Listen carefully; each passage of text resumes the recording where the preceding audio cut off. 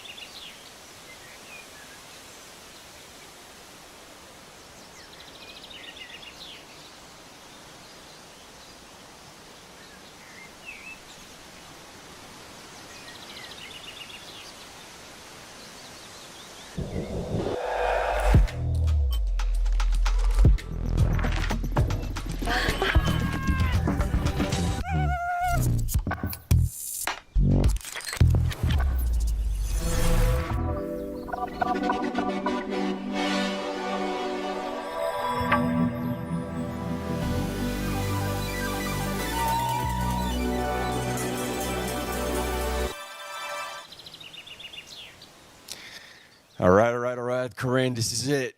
We're finishing on a high here at Palisades, Tahoe for this Broken Arrow Skyrace weekend. Third race that we're covering, the 23Ks. I'm Martin Gaffuri, Corinne Malcolm by my side, and we are in for hell of a day. It's going to be a fast and furious race. The women are going to kick off at 8 a.m. in just about 15 minutes, followed by our men's elite wave at 8:20 a.m. So it's going to really be a battle of who can get to the finish line first almost. And based on our prediction in the last year's times, it sounds like the women will be able to cut the tape ahead of the men, which is a bit unusual, but this is perfect. This is the best way to cover both races equally and bring you as much coverage from each of these races as best as possible. You can see here another stunning day in Tahoe. The sun is out. It was nice and chill this morning, and since it is only one lap, it might not get too hot too early. Yeah, it got warm yesterday for our 46K runners. More ideal to only have to do one lap of this mountain course today, but the sun is shining, there's not a cloud in the sky, the wind is down. It's going to be excellent racing conditions. No snow on the course really to speak of, so the course is also in excellent conditions right now as well. So there, you can see it on your screen. It's a little chillier than yesterday, but that's exactly what runners want. And this is what we want too. We want fast times, and this is guaranteed.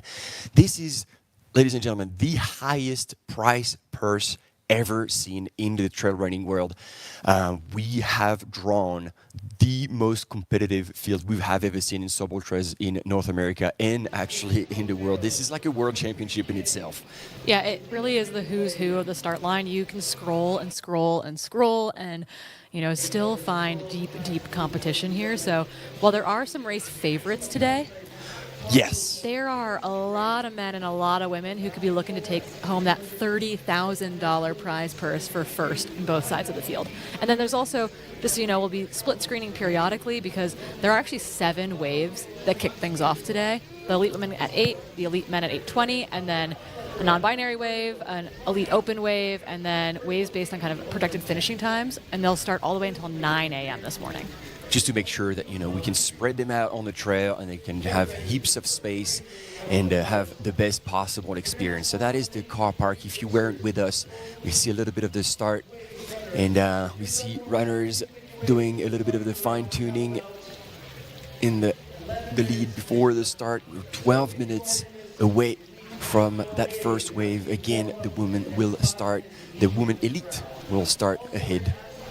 Yeah, we saw Bailey Kowalczyk on our screen there along with Lauren Gregory. Lauren is definitely one of those women's favorites today. I think we'll have a lot of people in the chat cheering on the American favorites in particular, like Anna Gibson like as well. Yeah. Lauren Gregory, like McKenna Morley, who is probably a newer name to an international audience, but the girl is very, very fast, like Tabor Hemming, who we saw on the podium of the Ascent, who's coming into form. So really, really excited to see this field assemble here, but it's like the strong American women's presence plus the insanely deep international presence here today is going to make for a very spicy race. That's it. And so you quoted a few top American names, but they're going to have to deal with the internationals indeed who have clearly the intention of really taking it home. And that's exactly who we're talking about right here. We got Marie Nivet here from France. And then right next to her, with the white top and the sunglasses, taking up her top. Representing Team Scott coming from Romania is Madalena Florea. And Madalena has, been so strong, so consistent. And when she focuses on the race, it's hard to take her down. She's an interesting athlete in the sense that in my head she's a wild card, but not from a performance lens. It's because she has this incredible personality that is always on display when she races. She's a bit of a showman in that regard. We were talking before we went live that I don't know that anyone can run the downhill quite as fast as she can. And so if she is in the lead or within striking distance at the top, it's her $30,000 that we're looking at. And she's been at altitude for the last 3 or 4 weeks. Yes, she focused on that race and did exactly what needed to be done to set herself up for success. But again, Joyce and Giroux will be here. We've seen it. Duking it out with Anna Gibson on the vertical. So she is in good form as well. She does well at altitude and she can run downhill also very, very well. So if you remember the 46K yesterday, they are on the same loop today, a 23K loop around the mountain. They start across that parking lot. They go up a gradual but still very hard climb. It's rolling through the first bit, but really the first half of the race is net uphill, including some very, very punchy sections. You're going to be blown away by the athlete's ability to run up some of this terrain. We saw the runners tackle that at the front of the race yesterday, but they'll go through Snow King, KT22, all the way to the Siberia aid station at the very top of the course at like 8,600 feet or so. The base area is right around 6,000 feet of elevation, and then from there it is some wicked fast descending with a little punchy climb out of Shirley's Canyon. That's the one. I think that's the one they need to be mindful of, because if they empty the tank by Siberia and they think, okay, now we're rolling into the finish, that climb, says the little squirrel, is actually one to look out for. Yeah, so it'll be really interesting. Last year we saw someone like, and we'll talk about the men's race more in a moment when they kick off at 8:20. But Christian Allen, for example, actually lost contact with the group in the first half of the race, and he was able to close on that descent and the Shirley climb. And so the race isn't over if you're off the group at the top. There are individuals in this race who can definitely make up time on that very fast, slightly technical descent back down to the village. And as much as it's a descent, it's contouring the mountain as you've seen on the 3D map.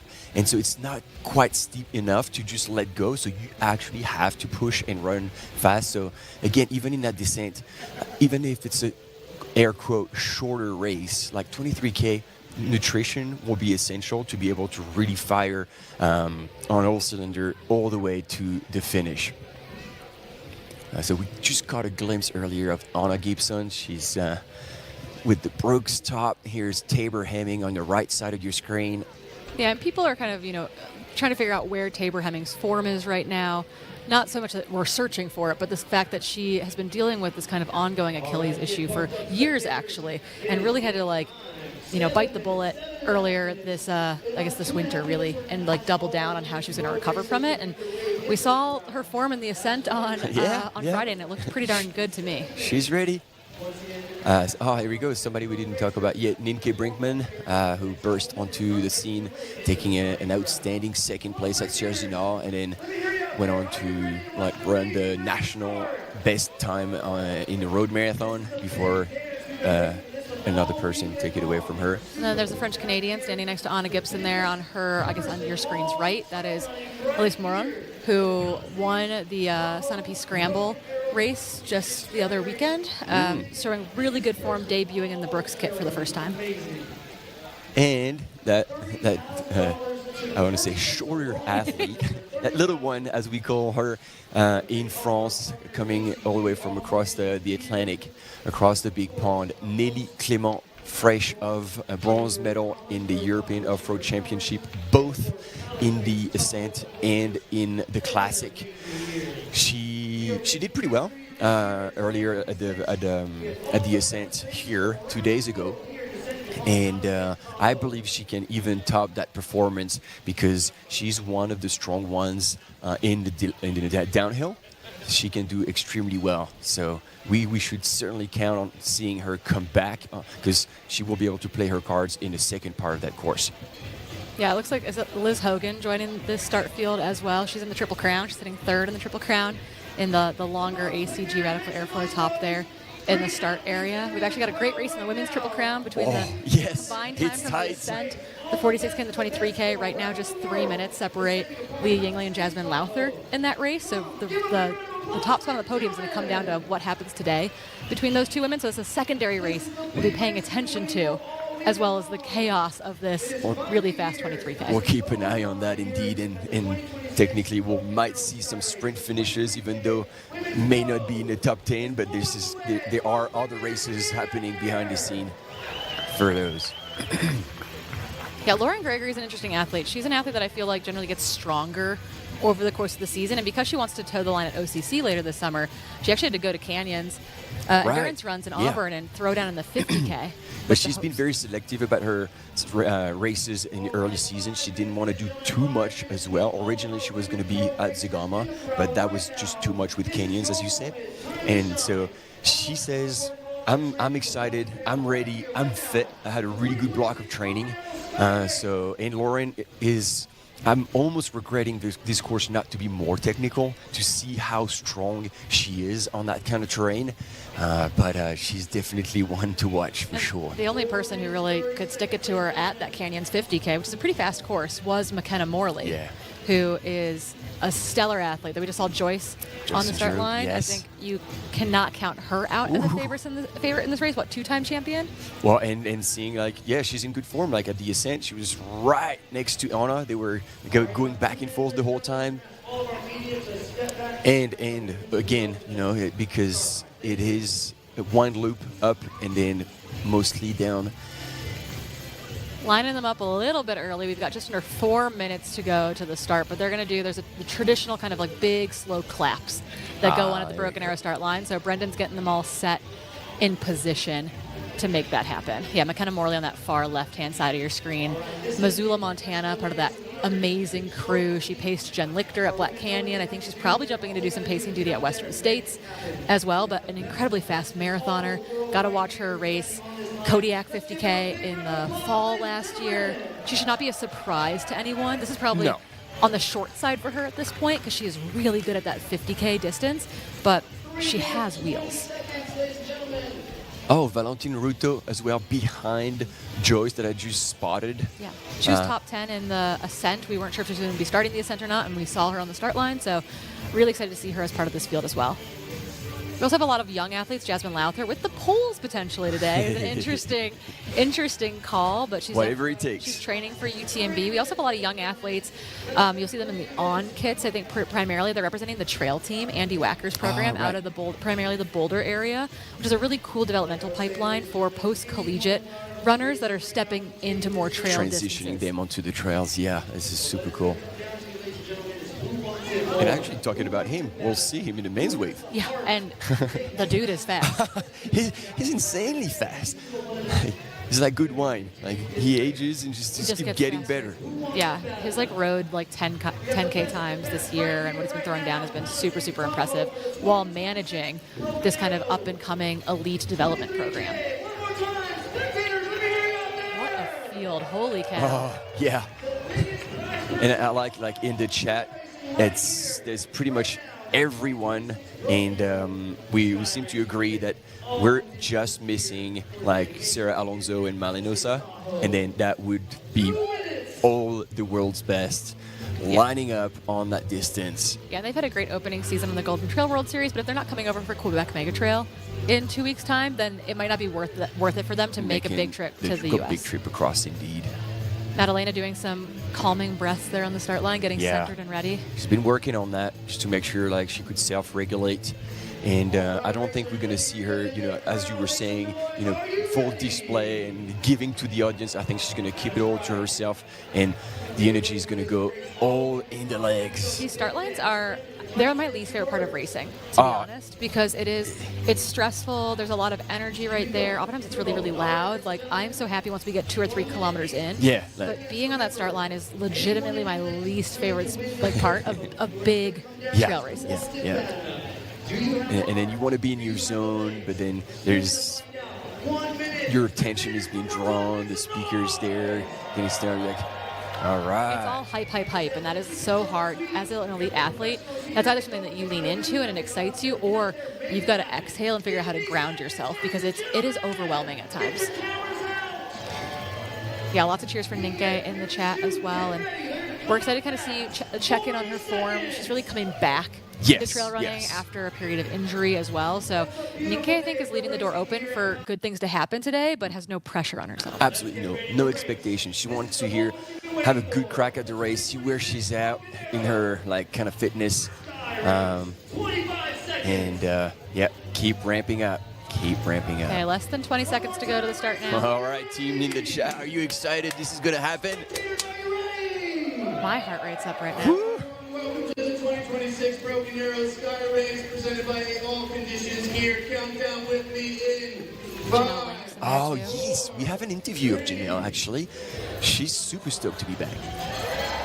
Oh! False start off the left-hand side there. All right, but I got worried that there would be some tripping, but no, okay, everybody's standing and running. We're good. Ladies and gentlemen, we are on. Whew, I need to exhale a little bit too. No surprise there that you've got Anna Gibson and McKenna Morley going to the front really, really quickly. That, I think, is to be expected. We'll see how this first grinding climb shakes out as they start to settle in. I'm not surprised to see Lauren Gregory slot in a little bit more into that pack and not necessarily want to burn anything right here on the opening tarmac. Tabor is in the mix. There you go. Joyce on the right-hand side coming back to the front as well. Nelly Clément right behind. Whoa. Because it is going to narrow down. They have this nice wide start, and they've got some double track climbing to start as well, but then it does really pinch down into single track. And there Ninke also showing up. So let's remember, Ninke is the one with the hat, the blonde ponytail, because they're all wearing the same kit, so we just want to make sure we don't mistake them for one another. Lauren Gregory with the ponytail. And then you're right, it's a double track, but the slight descent has a lot of loose rock on that little section, so... You're going to want to be able to see your feet in there, and if you are so packed up with people, you're going to honestly miss some of those little rollers, and it can be really, really awkward. Madalena sticking right in there with Joyce as well. Yeah, they race each other a lot, so if they can actually get in a groove together, that's going to be a good thing. And it's going to be dangerous for the Americans. But it was nice to see a nice, clean start there, right? No one went down. We had a little bobble maybe on the start, but no big falls. Hey, look at that. Look at that. Joyce and Jiro, ladies and gentlemen, representing Team Normal, means business right from the gun. We are on a trail, the first climb, and she is taking the lead, head down. We know she is super strong at altitude, so she will not be worried about that. Right behind Madalena Florea. And I believe that the group is gonna kind of thin out a little bit. Although, looking at all the names, like Of this group, someone's gonna have to have a they bad could all, day. they could all take the win. They could literally all take the win. Yeah, so that in that blue Asics kit, that's kind of Morley. To her right-hand side, that's Joyce Najiro. Right behind them, Madalena's right in there. You've got the who's who all packed together. That's really what we want to see. Again, nice clean start. That was that descent that you're talking about. It is loose. We're seeing women jump to avoid rocks through this section. That's the section I was talking about. And yeah, you see the arm swing is getting a little bigger. Try to stabilize himself, make sure no mistake is made so early in the race. I think in this precision kit, that's actually probably Erin Moyer at the back of this women's lead pack here. I think otherwise, I think is unsponsored outside of the precision thing, and she has been steadily ascending the North American women's ranks and has range. She races really well at the 100K distance, but can drop down and do something like this as well. So a super talented That's a runner big range. to keep your eyes on. Akin to Jade Bellsberg, actually, like can run an ascent and be top 10. Oftentimes on the podium hunt for the ascent, but also can race an 80K or 100K in course record performances. So it's just like those are women that you've got to keep your eyes on. Wow. Yeah, and we have camera runners, we have mountain bikers with cameras for much of the course, we have drone shots, we have static cam shots, we've got a field correspondent. You guys are going to get this race from every single angle, but our poor mountain biker is going to have to figure out how to not be in the way, honestly, on this opening section, because the women's race is going to be so darn tight. And that's why that person was moving to the side and letting the field go as well, because we're trying to show you also everyone. So that was the opportunity to bring up a few more names. But don't worry, the drone shots are coming. And if you weren't with us the past 2 days, they were absolutely stunning. And we can't wait to show you more about this fantastic course here, just circumnavigating just above Palisades Tahoe. Yeah, and there have been some small course changes over the years. And so I'm going to base like our estimated watch times today off of last year's course, because this is what we're running on today, making sure that we're not looking at some of the fastest ever times. But El Hussein last year ran 1:43 to win the men's race, and on the women's side I want to say it was 2:01. Yep, 2:01:16. Joyce Najiro won that. So I think I'll confirm with A Station Fireball, but I do believe that those are kind of our most likely, course record adjacent, because the 2023 race has all the fastest times, but I do think that was a altered course and runs a little bit faster than the course that they are on today and the course that they ran last year. So again, that is what we're looking for. Do the women dip under 2 hours today? Oh, like that is 2:01? Yes. Yes, I believe so. There you go. And it's interesting. I don't know if the men's they're probably warming up and very close to the start, but I think the men should take note. The dust is pretty, it's been dry. It's been really, really dry. out. We didn't have a great winter. Our snowpack melted out pretty early. We haven't had a ton of rain recently. We've had some afternoon storms come through, but what that does is that we don't have stuff packed down that much, and so you are going to have a lot drier surfaces, and when you're running in a line like that, you're just inhaling. Yes, you're just breathing dust. All the Here dust. we go. Kenna Morley in the lead. Yes, A Station Fireball did confirm that I'm correct, that we are using last year's time as the course records times. Thanks, Liam. Finally met him. He's wonderful. He's our statistician. We need him constantly. But yeah, McKenna Morley at the front of this race. Again, a very talented marathoner, now training out of that Missoula crew. Trained with, is really good friends with Grayson Murphy and lived in Bozeman for a while, and trained extensively with Grayson as well. So she's kind of has the who's who of training partners in her corner. But again, is a little newer, has only been doing trails for a year or two. So she's a name that everyone should be keeping their eyes on. And what do you know about her downhill running skills? she's gotten better and better. And again, it's because in part she's chasing people like Jen Lichter. She's got a great If you can crew. chase Jen Lichter, you're pretty damn good. Her partner, like he's also a very talented runner, so she's been able to, I think, put in a lot of that practice. And she is a professional. And so while I think that she probably excels on those canyons courses, a way too cool, these really fast runnable 50Ks. Yeah. I do think that if she can probably go over the top of the gap, it's going to be the question of can someone like Madalena close it on the downhill? On the downhill, yeah. So here we see on the left side of your screen, Madalena Florea, talking about her, from Romania, representing Team Scott. And on the right, Nelly Clément from France. They're together, and so that's the chasing pack. And ahead of them, I can spot way in the distance. I believe that's, is it Valentine Ruto? Interesting choice. She's running in long tights today. Yeah, we did see that when they moved through, that she was in. She found the morning a little bit chilly and was kind of in, like three-quarter length tights there. Okay. So you talk. There we go. So that's the 3D map, and it's color-coded. So basically, the green is the flatter, and then it goes up in gradient from yellow, orange. They're going to go in the red, and then the purple is above 30% grade. And so that gives you an indication of how much climbing they have. And then you see this whole green section up around the top. It's going to be a little faster. So see, this is they're in the red, still running as you predicted. Most of these very steep sections are going to be run. Tabor Hemming is also in that group. Then together, Lauren Gregory, Nienke Brinkman, Valentine Ruto right there. Anna Gibson. I think Erin Moyer. Janelle Lynx. Yeah, she is. Yeah. Yes. Again, has been a champion here before. But she's 2023? She's been dealing with a lot of injury as well. So happy to see her back on the start line. Had so many issues with her foot.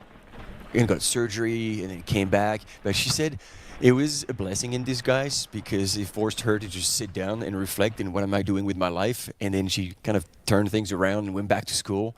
So, yeah, it's good to have her back here. Yeah, really, really excited to have her on the start line. But did you notice when we had that bike clip, it does really look like Joyce is trying to bridge to McKenna. Okay. And so I missed that. Oh, there we go. Yep. So they are the two that have separated themselves from the rest of the field. And Joyce is being smart. I'd want to be sitting right on McKenna's wheel as well. I think that sets her up really well to take control of the race, pull an Elhosine, and control the race from second place. It's a pretty good race tactic. Yeah. You just need to trust your final kick. Yeah, you have to have the best kick in the field. And unfortunately for Joyce, that is something that is not necessarily her strength. If she's going to win, she's got to make a move a little bit earlier. Yeah, she cannot rely on a final kick to the village or even on that final like road gradient down into the village. When you've got people with 1,500 meter speed, like Anna Gibson in the field, Lauren Gregory, amazing track performances. McKenna 409, 1,500 meters for Lauren. You've got wheels all of a sudden. But also trying to bridge. Oh, there we go. And I love that. This is a very good sign. Like Madalena Florea took an easier start, like didn't get excited, and now is putting on, like cranked a gear and closing on our front ladies. She's just keeping them in sight, but staying at her own pace. That is very good strategy, and it confirms that she's in good spirits. She's not worried about what's happening. She's just doing her thing and trying to keep controlling the race from the back. Yeah, someone in the chat said, I'm surprised she's carrying a soft flask for such a short race. It's 2 hours. They're going to be taking in, oftentimes maybe even several hundred grams of carbs in this. Joyce has one in her waist belt. You can see her tank top kind of bulging over it. So all these women are going to be carrying either a flask in their hand or a flask in a belt. Absolutely. And because they do not want to waste any seconds stopping at aid stations, most of them will be carrying whatever they're going to be using during the race with them right from the start. So here we go. We got Nelly Clément again from France. And then just ahead, I think Tabor Hemming. Tabor's in the mix. In a good spot. Yeah. I think that she needs to...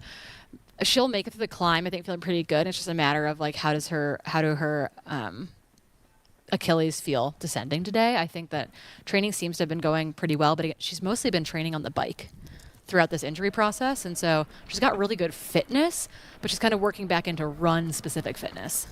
And so now we can anticipate that Joyce,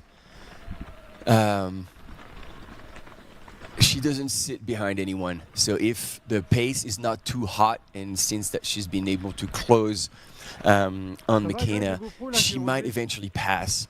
What she does, and I love that. I had never heard that from an elite athlete before. She's like, well, I've done my running. I know my fitness. Oh no, I've done the training, but I only know my fitness in the morning of the race. And she checks in with herself, and she's like, how am I feeling? And it's only in the first kilometers. Then she's like, okay, this is what I got today, and this is what I'm going to play with. And then she goes. Sounds like we probably have a little bit of a Lauren Gregory video that we're going to throw to while keeping everything in a split screen for you. Let's hear it. Hey, my name is Lauren Gregory. I represent Nike ACG. I'm out here racing the 23K, so pumped about that. I was 4th here last year, which for me was a pretty good result, but I hope to better that tomorrow. In terms of running results, I won the Golden Trail final last year in 2024-5, which was huge for me. I was also 3rd in the rankings, which was better than my last year's finish. My background is on the track, so I've run 15:17 for 5K. I've run 4:09 for 1500 and 4:31 for the full mile. So my bread and butter was the shorter distance, but I've moved up since then. So 2 hours trail feels about my sweet spot. So I'm pumped for tomorrow. When I'm not running, I'm also just a human. I like to hang out. I love being outside, which is what brings me to the trails. I do have a YouTube channel, so that's been something I've been working on. The tag is my name, LGZ also, which is my Instagram handle. So been kind of dabbling in that on the side, but I like to hang with my friends. I love to train, so that's really how I like to spend my time. I've got a dog. I just enjoy kind of chilling, being outside, being with my friends, so pretty easy. I love that. LGZ making a move right now, too. Yep. Yeah, LGZ out there cooking. Yeah, her training partner and really good friend, Ali Ostrander, helped her kick off her YouTube channel. I think it's a really great move for her to have something creative, a nice outlet. And she's just ever so positive. Like, the vibes are just coming across. And her family's there. Here, sorry, not there, today. Her folks and brother, they're super stoked to be here and supporting her. So I think that's going to be an added, like, a little bit of a extra boost of energy, like possibly seeing them on the course and just going hard for it. So there we go. If you're joining us, welcome to this live broadcast of the Broken Arrow 23K. This is one of the deepest field, if not the deepest field in the world in the sub-ultra distance. $30,000 on the line for the winners in the men and the women's category. Right now, we are only following the women because we had a specific wave for the elite women starting at 8 a.m. local time this morning.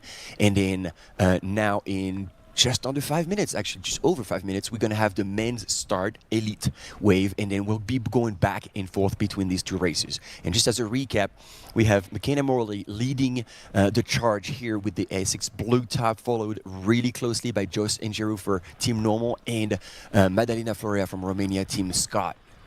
Yeah, what a trio.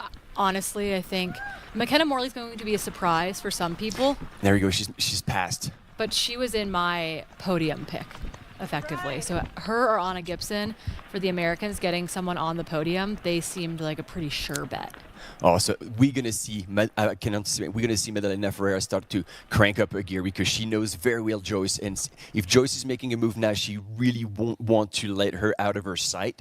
And then that is our chasing group, Lauren Gregory, Nienke Brinkman, and Nelly Clément. We're also going to start to split screen to our men getting ready at the start line as well. Again, their elite wave is kicking off at 8:20 this morning in just about 5 minutes. And again, the who's who. Here's Kieran. Yeah, I was talking about the big three this morning. Patrick, Philemon, El Hussein. Really like the who's who of who can oftentimes take up the entire podium. Yeah, speaking of which, there they are. M2 is Philemon Kiriago.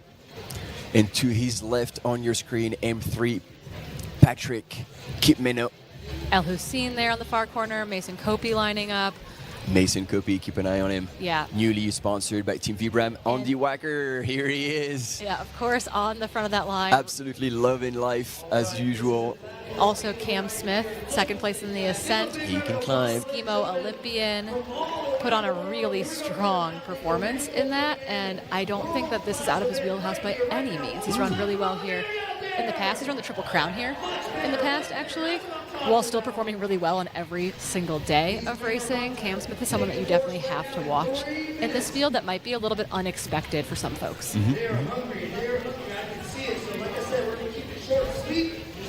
Oh, and then we both talked about him before, but Taylor Stagg. We have been talking about how could we have an upset on this finish line, and Taylor Stagg should not have to be quantified as an upset. He's just on the podium at Zagama. There he is with his shades right behind Team Mexico. And then to the left is Cesare Maestri. There you go, Cam Smith on the right, still sporting the Dynafit pink outfit. Yeah, easy to pick out there, Yes, which is awesome. very helpful. That and a set of hair, like we can't miss him.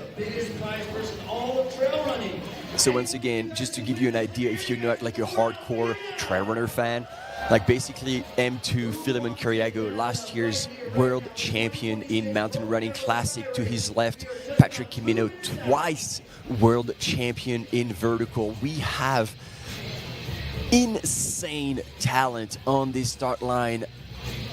And a lot of men with experience at this race in particular, which is important because then you know where the moves can be made, then you know what's ahead of you, you know how long the descent is going to be, you know where your personal strengths and weaknesses might be, and so that's going to play into your race strategy. Liam there, popping over the top of the front line, very, very tall athlete on the far left-hand side of your screen, part of his So Sick tour. That's right.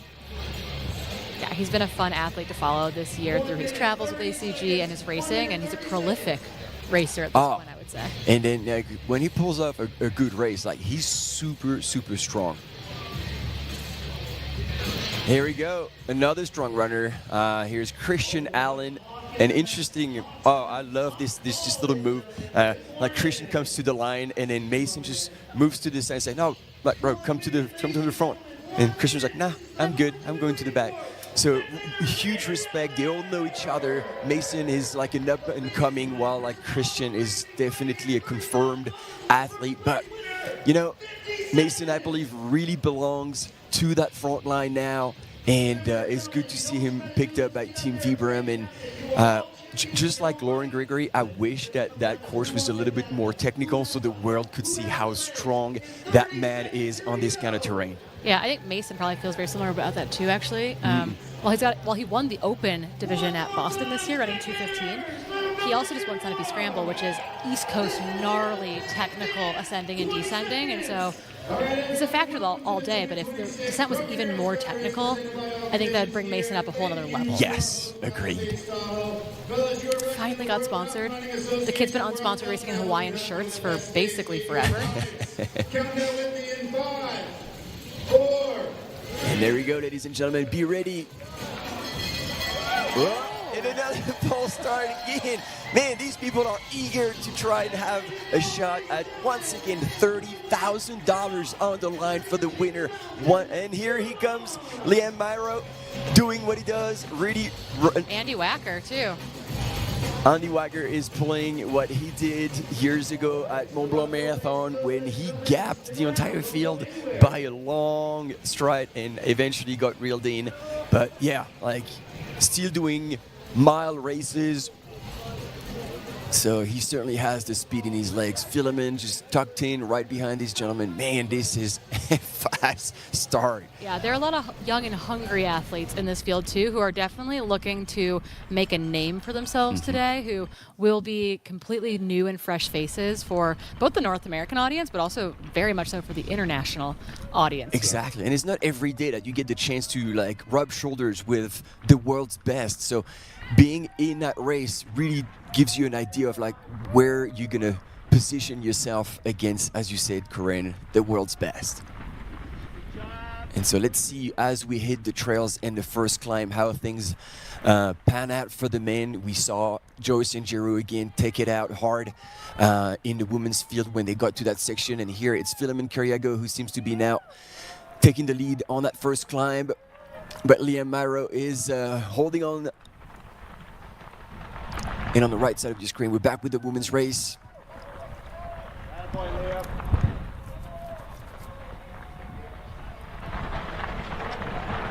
Love to see Liam. I was going to say, what did he have for breakfast? A lot of Like, caffeine, more he's, coffee than us. He's sending it. Yeah, really, really loving. And sporting now the Radical Airflow singlet. We're now going short sleeves for the faster races. Love that. And see how they have to really handle that little descent. It's not easy. And then Andy just not shying away. And look at him extending his stride to again regain the lead in that main race. Wow, they're really going for it right from the gun. Well, here's the thing. Love it. We were talking about that. Do you race smart and tactfully for 30K, or do you just take a flyer and see if you can stick it? Yeah, and again, we say like the trail will narrow down more and more, and there's quite a bit of dust as well. So, you know, you either eat someone's dust or someone else eats yours. So it might as well be the other way around. All right, on the women's side. Our chase pack still. So I think that. Yeah, I'm trying to see it. There's quite a I think long line, see isn't a it? Group right around that mountain biker in front. Maybe this chase pack is closing to third. So we still have the top three. Oh, is there another one? Oh, Tabor. Tabor is closed, I think. Wow. Yeah, she's now riding ahead of Joyce Ingeru in second place. And is McKenna back in first? And McKenna is back in first indeed. Interesting. Woo, things are shaking out. We went away for 6 minutes and things Just have like that. happened. Interesting to see a bigger group come back together in the women's field. So you've got McKenna, Tabor, Joyce, Madalena, and then I think in that chase pack, was it Lauren, Ninka, and Nilly? And Nilly, exactly. Yep. So that is an excellent group of 7 or 8 athletes that are very, very smart runners as well.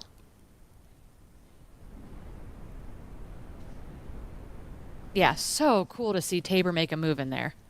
Maybe she pulled a Danny Moreno from yesterday and looked down at her heart rate and said, we're not no, going fast enough. Gotta go faster. We watched this absolutely insane sprint by Danny Moreno honestly in the same section yesterday, where all of a sudden she had disappeared from our screen and then she came sprinting by everyone, and we asked her about it at the finish line, and she said, I thought I was being really smart and had this moment. Oh, that's it. You called it. They're closing together. Ah.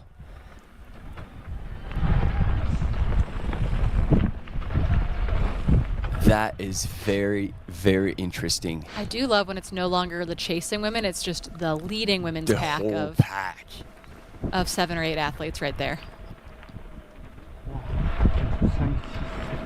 Yeah, and then we'll try to ID if our chat can help us out as well.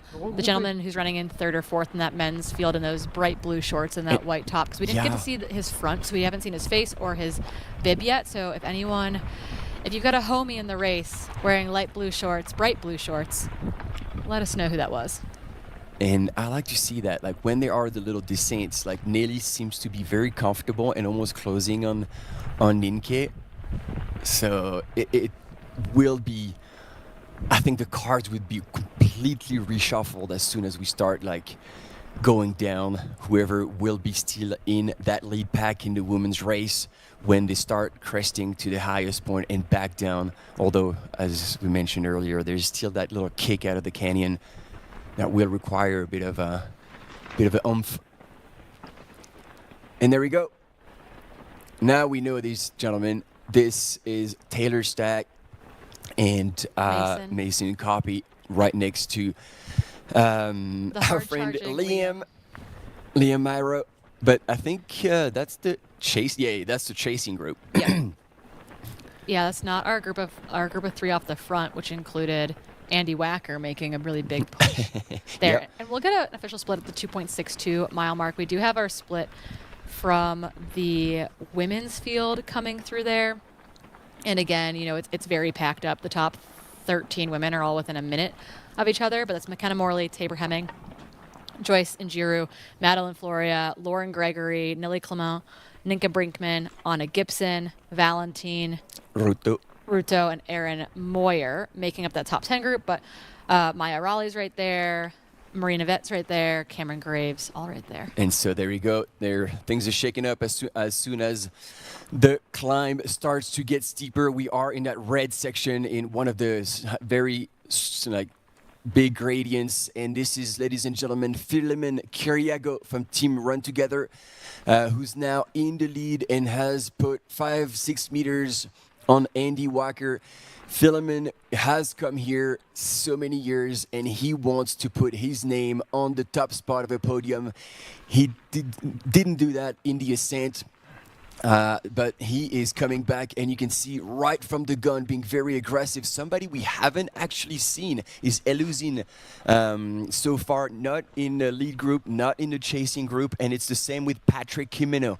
And we know Patrick is excellent at pacing himself, and so maybe Eluzin is like, I don't need to go out too fast, out too hard. Eluzin is also one of the runners who can run downhill extremely fast. I mean, if you were watching races like Zigama, like the way he runs downhill is absolutely insane. And these are all the gentlemen that are following, led by now Patrick Kimeno. He is closing with the front of the race. I see now Eluzin, he's there as well. Taylor Stack. And we're getting an ID from our chat on the blue shorts that we don't have official confirmation. We'll get that split at 2.26, or we'll get a bib number. But they're saying that it's Jack Siddall, who I think this would be his trail debut, but he's a 2:15 marathoner. All right. And so this would be him mixing it up. Doesn't have any ultra sign up results. Doesn't have any DUV results. So this would be him maybe stepping onto the trail formally, but has wheels and is comfortable running quite fast. So maybe stuck with that group early, and we'll see what ends up happening. Yes. Because these climbs are really unforgiving to the non-specialists. And, oh, look at that drone shot. So, yeah, it looks like the chasing pack is forming, and they're going to try and now close on Philemon and Andy Walker. And then I believe that's Christian Allen, who's a little bit further back at the moment. But these are still very early stage. And there we got the rest of the pack. And is that our non-binary I think we wave? have an open elite wave, and then I think we have a non-binary wave, and then we go into our citizens waves. There we go. I like that, citizens. Yeah, and it's kind of based on your projected finishing time. And again, there's 7 waves today. There's 1,100 athletes towing the line this morning for the 23K. And so kicking them off, spacing them out a little bit so that that single track doesn't get super, super bunched up out there. But yeah, I believe it was women's elite, men's elite, open elite, a non-binary wave, and then citizens waves until about 9 a.m. or 9:10 might be our last wave start. And so here on your screen, in a close-up for the first time, Eluzin El Azawi, one of the men that we expect to do extremely well today, and it seems like he's following his usual strategy, just stay hidden, stay somewhere where nobody sees him, and then eventually moves up. I expect him to be like close to the top, to the front runners at the top, and then we'll wait for the very last moment to try and outkick everyone. But the thing is now, his competition is aware of his race strategy.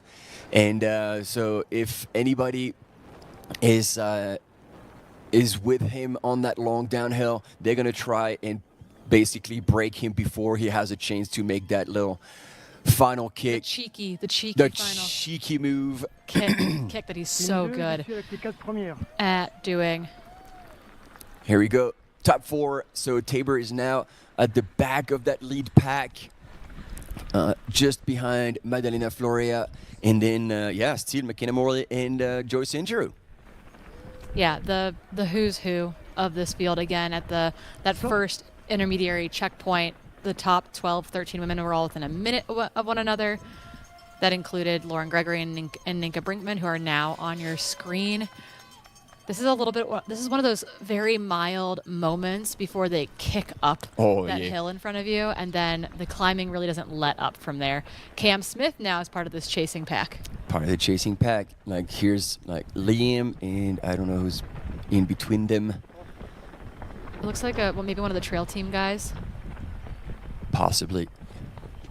And again, the trail team is kind of development elite program run by Andy Wacker. They'll be racing in those on kits. And that's the team. That's who they're being supported by. Oh, and there we go. Cam Smith making a move. He wants to get closer to the front. Man, it's such a fast start.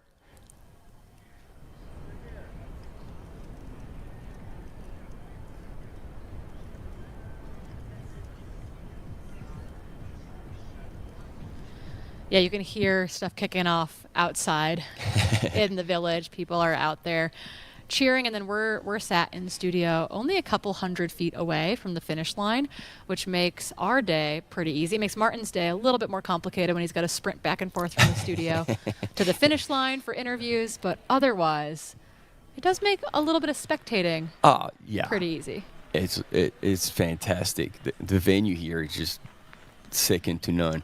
And there we go. We're climbing. That's a very different, like for the first time, we have like a sustained, very steep climb, and we'll see who's feeling strong on that kind of profile. 25%. And there we go. Look at this, a little bit ahead. Madalena Florea is power hacking, and I believe almost at the same time as these other ladies are running.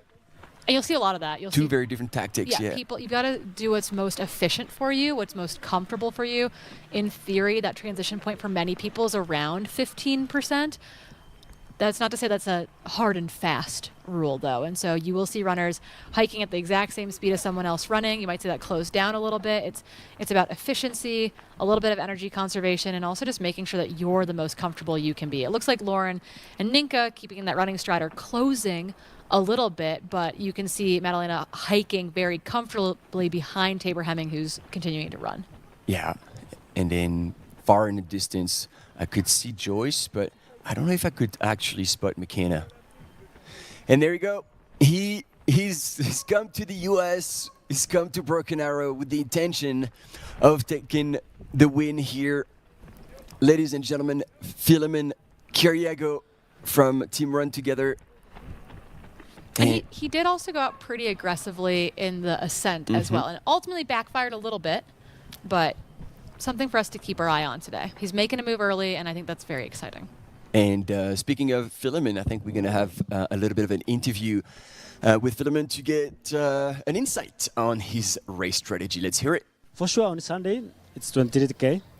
I'm looking forward to control the cabin because at the moment, I'm looking forward to look for the title of Broken Arrow that Philemon Kiriago won the Broken Arrow. So I want to control the cabin until the finishing line. Yeah. He wants to control the race, and so far this is happening. And there we go, side by side, Joyce and Giroux. Yeah, you were saying you couldn't quite pick out McKenna as we were looking ahead down the course, and it's not that surprising. I kind of feel like those white colors, those lighter colors, are easier for us to pick out against the landscape gradient from a distance. In particular, they pop a little bit more, and that darker colored A6 kit just doesn't quite pop on the horizon when we've got a distant drone shot or a distant biker cam shot. To all the brand managers, please don't make a camo kit, otherwise we're screwed. Can we maybe not all be orange? Can we choose which years we're going to be orange, which years we're going to be neon pink, mix and match a little bit. Well, it looks like I'm going to leave you for a hot second. Yeah. I'm going to send a special guest in to studio, the incomparable Rachel Drake, who was on the podium of the 46K yesterday. So I'll be back in just a little bit. All right. I'll see you soon. Right, team. Yes, indeed. Put your hand together. Welcome Rachel Drake coming to visit us here in the studio. Super excited to have you with us. Hey team, excited to be here. Here we go. Welcome. This is awesome. This is indeed, and as anticipated, the race is super hot. We're going back and forth between the men and the women. Here is Philemon Kariago in the lead in that little first section. And one thing we can anticipate is like every downhill, he's going to really try and open up. And then the chasing pack here, with Eluzin Lazawi at the back, he's going to stay hidden like he does every time. But there's a lot of names that are looking forward to just try and take it away from him. Yeah, absolutely. It's kind of interesting because they're definitely on a climb, but there are these descents within the climb and some quite technical spots with these rocks that you can sneak up on you, especially as you're trying to navigate these other athletes ripping alongside you and the dappled light from the trees. That's true, because I mean you've done this twice yesterday, Yep. pretty much, running the 46Ks, coming in third with a super strong finish. So it will be super interesting to have your perception of that course, and depending on people's strength, how to play their cards, because a lot can happen. Yeah, absolutely. And as you've shown yesterday, cards can be reshuffled all the way until the very, very end. Yeah, and that's what makes this so exciting, is that there's a lot of dynamic elements to this. You have to be fast, you have to be a good climber, you have to be a good technical runner, and you can know things about your competitors and use that to your advantage. And so we were also wondering, I don't know if you experienced that yesterday, but since in the men's, Philemon is alone in the lead, but then there's kind of a big chasing pack, and then in the women's, it's a bit more spread out, but still there were maybe 10 women within a minute. What's the dust like? Because we could see it on the images, it was quite dense. Yeah, it can kind of impair your vision a little bit, especially with the technical stuff. And the bikers with the cameras, they kick up quite a bit of dust as well. Okay. Yeah. I think another thing that's good to mention is Philemon's all alone out here. He's not feeling anything except this bike rider behind him, but all these guys, they have the energy of each other, which I think that can be a little bit of an advantage, to be with other athletes and not just running scared out front alone. Oh, I don't think Philemon You don't ever think was he's scared. scared? Nah. Fearless. No, oh, he's fierce. He's fierce.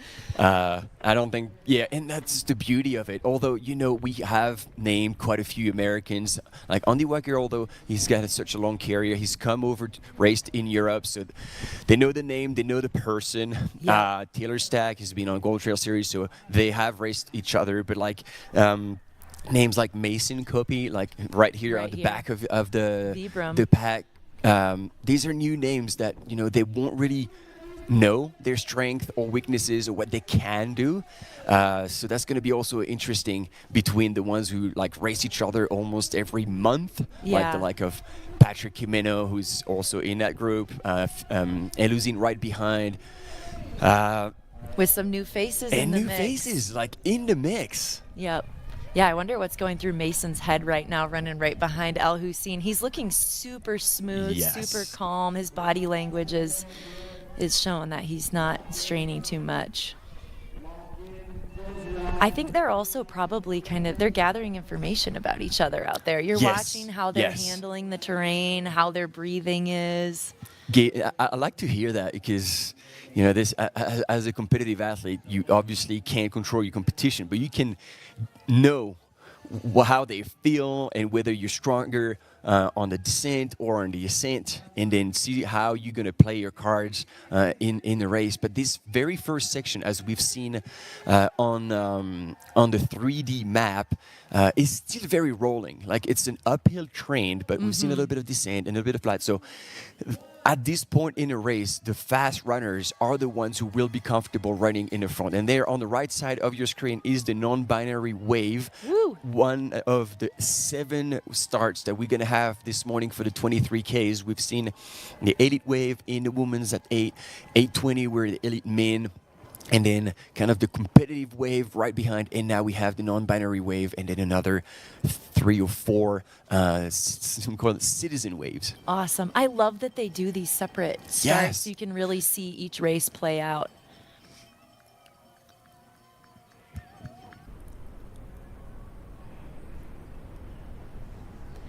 Another thing that's that's really exciting and interesting is they have these moments in the race where it really opens up. So, you know, you go from being in the woods where there's all these blind turns, and then you get to this big climb and you can see someone who's 30 seconds, maybe a minute up ahead of you. Or when you hit, you're like, now I'm exposed. Like, they can see me They now. can see me. I gotta look good. I gotta look like I'm not look suffering. comfortable. Yeah, exactly. So here, Joyce and Giroux has made a bit open another gap, and that's interesting because they keep going back and forth. And McKenna Morley has closed already on Joyce once on those more runnable sections. Now we're getting into the steeper section. So is this where Joyce is going to be like possibly a little stronger, being an absolute mountain running expert? This is really her jam. But then again, that sections keep rolling. Yeah, and I think I see our third place woman just coming into view there. That is Madalena Florea. Yep. She is staying in contact. She wants that win so bad. She's done everything right leading up to the race. She's been at altitude. We say that. She's trained perfectly, targeting to peak today. And so she doesn't want to control the race, but she wants to just keep them in sight and She's make in sure. a great spot for that. She's exactly where she needs to be. And she was second here last year, second the year before, and third in 2023. So she is due for a top place finish here. And there we go. Philemon Cariago still in the lead. He is the 2025 Classic Mountain Running World Champion. I don't want to say up and coming, but he's the younger of the team Run Together duo with Patrick Kimeno. Patrick, 2 times world champion, and Patrick is got a different approach. He's older. He's got so much experience under his belt. But 2 things that if you don't know this individual, you need to keep in mind. He's absolutely excellent at altitude and at pacing himself. Like, there's been a few races, you know, when we're following the leaders and we barely see Patrick, and then comes the last 5Ks, and boom, who's here? Just come in, storming into the cameras, into the frame, and claiming the top spots is Patrick Kimeno. And you know what? Elouzine Lazaoui knows it, and he's like, you know what? I'm going to stay with Patrick because Patrick knows how to pace himself perfectly, and I'm going to stay there. Philemon knows that to have a shot at that win, he needs to be aggressive. Philemon's just entering this section. There's a tiny bit more of a gradual runnable climb before they're going to pop out into that open area for the first of 3 steeper climbs. So it'll be really interesting to get those visuals on just how far these chasing men are behind.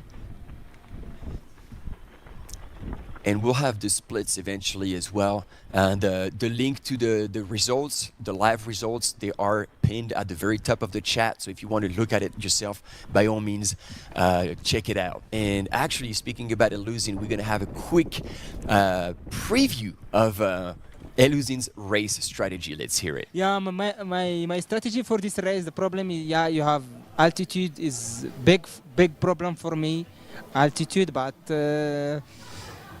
I have confidence. I think I am. Last weekend, I ran 9 kilometers. I am good form. I hope for Sunday. I think I am good.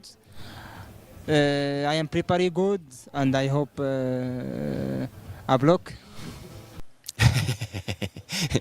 So, à bloc in French means full gas. Oh, I love it. I love it. Thank you for the translation. Yeah. So you mentioned there's these multiple different starts, and I also wanted to mention there's a kids race that just went off out there. I peeked out the window and saw my 3-year-old running alongside my husband with the baby in the backpack. So good. So we're welcome to all ages here.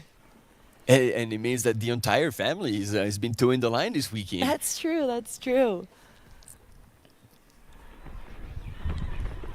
So again, a name that we haven't brought up, but I believe is well supported in the chat, coming from Mexico, is Brian Rodriguez. He also did really well in the ascent, and he is clearly back in the mix right now, falling off slightly from that chase pack. Taylor Stack now, and Mason Copy Yeah, Mason's coming off a recent win at the Sunapee Scramble. He was also 8th here last year. He's the one we're seeing there on the left in all black.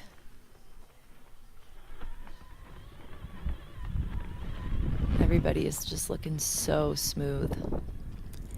And there we go. That's the section you were talking about. Philemon is getting there in that open field and about to climb on that very, very steep section straight up the ski slope.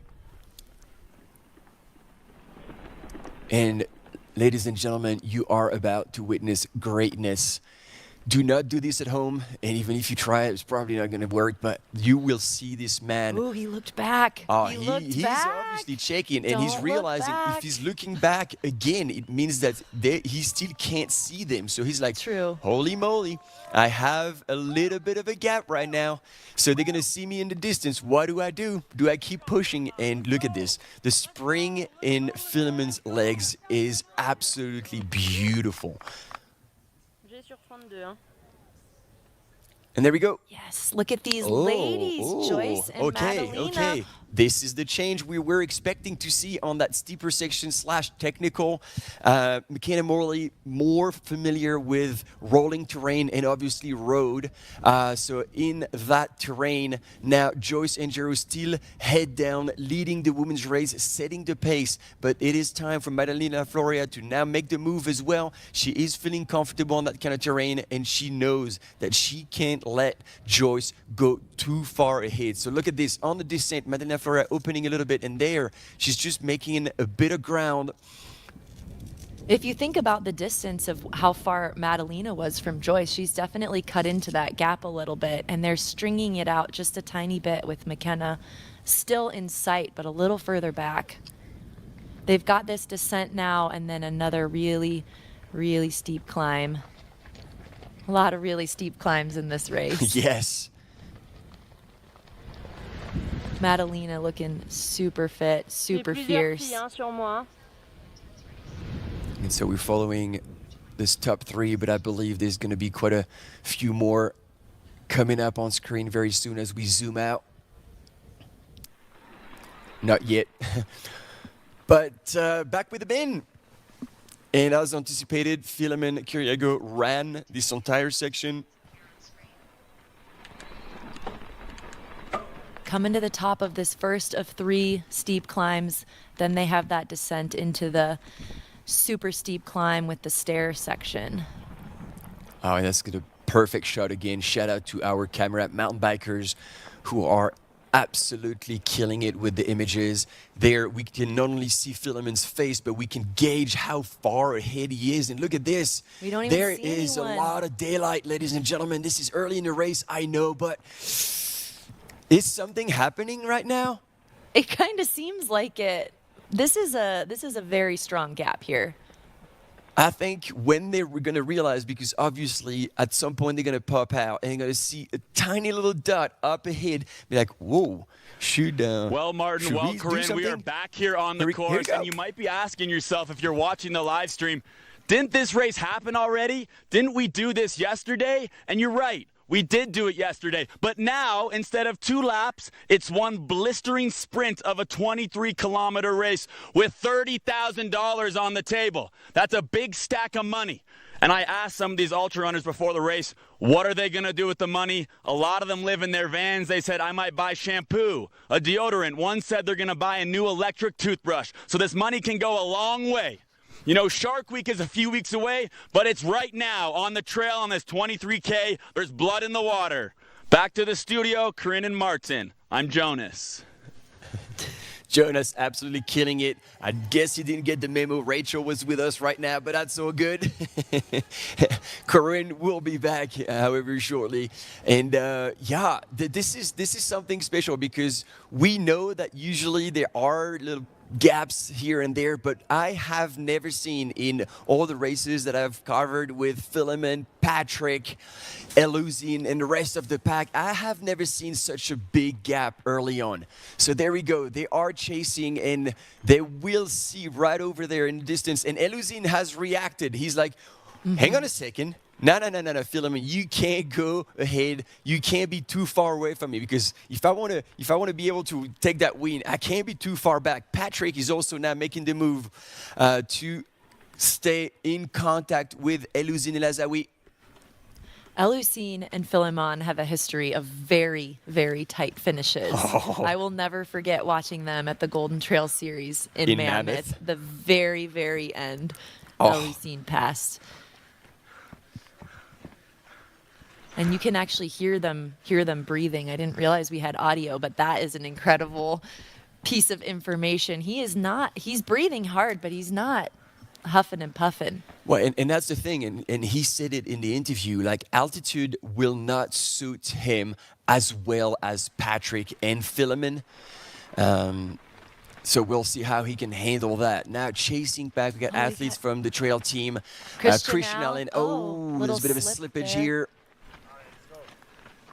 There's Christian there. He's maybe in this third chase group. He also ran the VK, was fourth there on Friday. So some of these athletes have already raced. Yeah.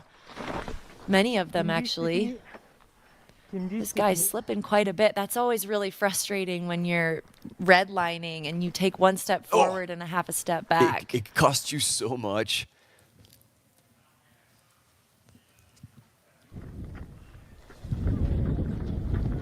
Here we go. We got more women cresting.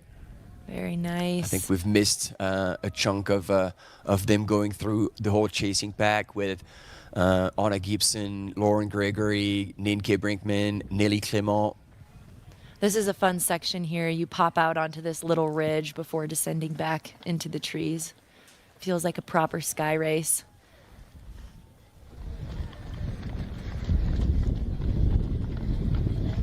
It's also interesting to see most of these athletes have the waist belt and the bottle in their hand, so that will play into the aids when who has to stop depending on how much they carried. Looks like Madalena might have a full bottle behind her here. She's got Joyce right in her sights, moving well. And yes, you're right to point this out. We talked about this earlier. People were asking in the chat, like, why do they have a water bottle? It's such a short race. It's like, No, 23 Ks, if you do not nail your hydration and your nutrition, like, you will not be able to race to your full potential. And to this, you add the really dry air here that's going to really impact how, like, the runners are sweating, but they will not feel the sweat on them. They will just dry them out as they go. The altitude will play an element. You know, you're going to burn more calories just by being at altitude, so you need to account for that as well. But then it's a fine line because with altitude, if you're not familiar with it, then it could upset your guts. So as much as you want to take more, you also have to be mindful not to take too much. So this is where, you know, the little fine tuning like plays a great role in the race strategy. And here we see again a bit of a slippage on the uphill. 2 hands down, but no damage, so that's good. Just a bit of frustration. On athlete, do you know who that is? I don't know the name, but the trail team built with Andy Walker. Yes. Now they are with On. So there we go. Beautiful drone shot of our men's leader, still Philemon Cariago. And if we zoom out a little bit, we're going to be able to gauge how they get. Oh, this is the same shot that we had yesterday with Eli Emmy. Look at the dust. And then rightfully so, Corinne called them the road runner, just like a little bird, just flying down that hill. He just came through the Snow King aid station, mile 4.59. El Hussein won this race last year and came through there at 33.56. So he's pretty close to those splits from El Hussein last year. He's going to have that little descent there and then another climb.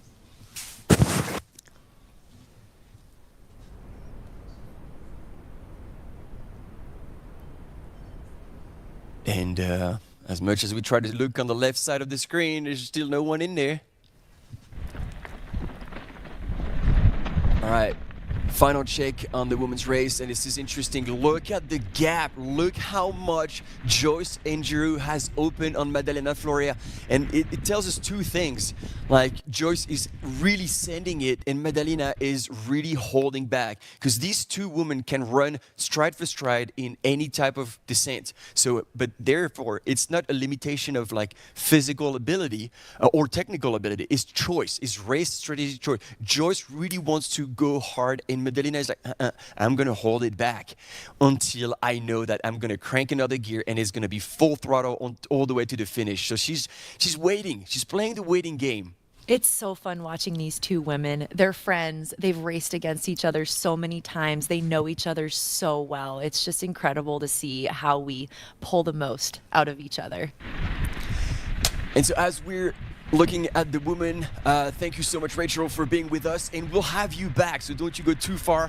We're gonna welcome back Corinne, and then Rachel will have you right around the finish line, so this way you two can keep commenting while I'll try to get the information from our top runners right from the line. Thank you for coming. Thanks for having me. I'll see you soon.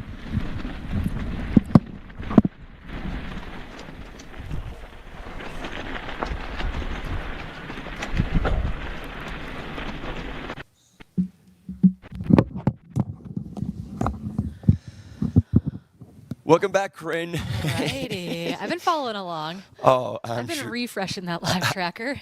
That is very, very interesting how things are panning out in both actually races.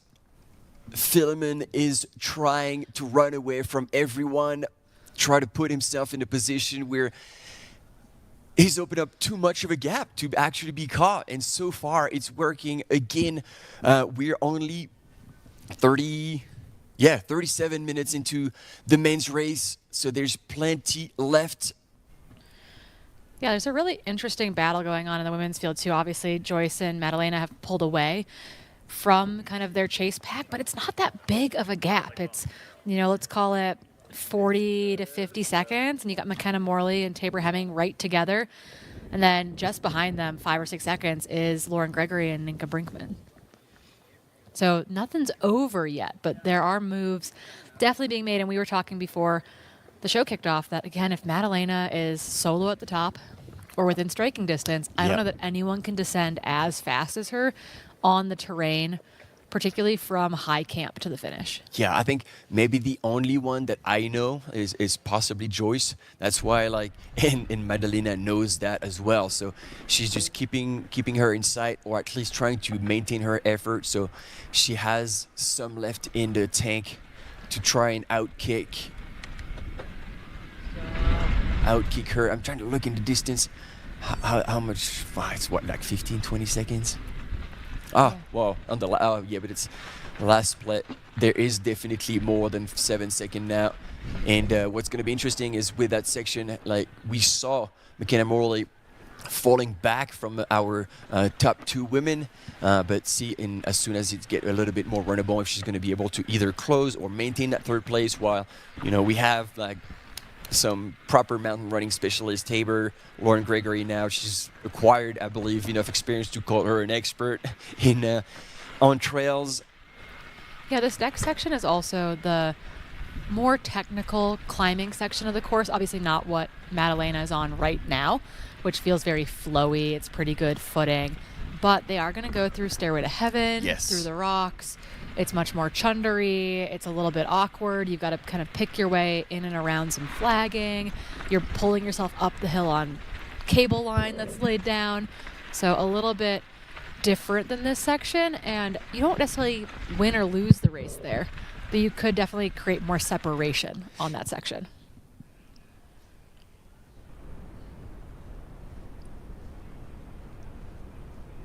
Yeah, up on the Eagle's Nest part of the course. That is up above the KT22 chairlift, and that was the last place the women split through the course, was at that KT22 section. This is an excellent drone shot. And there we go. He's gone through that top section, and look at him fly. He's Philemon Kiriago, ladies and gentlemen, on an absolute mission to try and stay ahead of the men's field. And we have now another wave starting, and you can see that actually now Philemon is starting to pick out the ladies who have started 20 minutes ahead. If you only joining us and you weren't here for the start, the elite women's race started at 8 a.m. this morning. 20 minutes later was the elite men's wave, and already now they're starting to pick up some of the back of the. And we did you go. see that person here on the screen who's now, I believe, trying to close on the filament? That was, ladies and gentlemen, the one and only Elocene, Elazawi. the flying camel. I was just gonna say that, and then in my mind, I was like, "Can I say that?" Oh yeah, no, that's his well-known nickname. Yeah, exactly. For all of you out there just getting excited about trail running, one of the deepest field in the world in sub-ultra races. He is a Berber living in the Sahara desert, like they are nomads. And so In during the Morocco. Yep, they are like moving about all the time. And so in the season, obviously, he's based in Switzerland, in Europe, and moving to all the races. But in the off season, he goes back, and so that is where his nickname is coming from, the Flying Camel. And yeah, he knows that he can't let filament too far away. Yeah, I'll be Hello, Yeti. keeping my eyes on that men's kind of top 10 group. We'll be curious to see their split through KT 22 in a little bit, but again, behind our leading two men, Philemon and Elocene, Patrick is still very much in that mix. The Mexican athlete that we got to cheer on in the ascent, Baron Rodriguez Flores, still in that mix, but he's being pursued by Taylor Stack, Mason Copey, Christian Allen, you know, kind of the who's who of the American short trail scene. Oh, and look at how steep this is. And Patrick is definitely chasing. So he would be, I'm guessing, yeah, there we go. It's on your screen. In the third position behind Elocene. Yeah, so again, the delta last year, the men finished roughly 16 minutes faster than the women's lead runners. They started 20 minutes behind today. So it will be, I think, with the charging women at the front of the women's race, the charging at the front of the men's race, I don't know that we're going to see the men overtake the women's podium per se, but we will see them move their way through the back of the women's elite start field. And it's, the women deal with that all the time. We can mix it up and have the men do that a little bit today. But it'll be also be spread out enough that it should not be an issue for them. And also on the Stairway to Heaven, the one kind of really narrow section, they'll make sure that those guys get through. Yeah. And because this is a new, here's McKenna Morley here. Now power hacking on that steep section. And, oh, yeah, we've had moves. She's fallen back because we have Lauren Gregory, Nienke Brinkman, and I believe, is it Nelly Clément? Yeah. Or another man? Oh, no, they wouldn't be catching up they yet. have Sorry, not caught my bad. them. Yes. So she's falling back. She has. McKenna's falling back, and I do have to think that this is probably the harder part of the course for For her. her profile, yes. Yeah, for yes. what she is used to in trail racing and kind of where her talents have laid previously. Again, she is experienced at the 50K distance in particular, but runs like a 1:12 half marathon. Has run under the Olympic qualifying time in the road marathon. So it is fast, but this upper hiking section, I can't imagine that feels very efficient for her.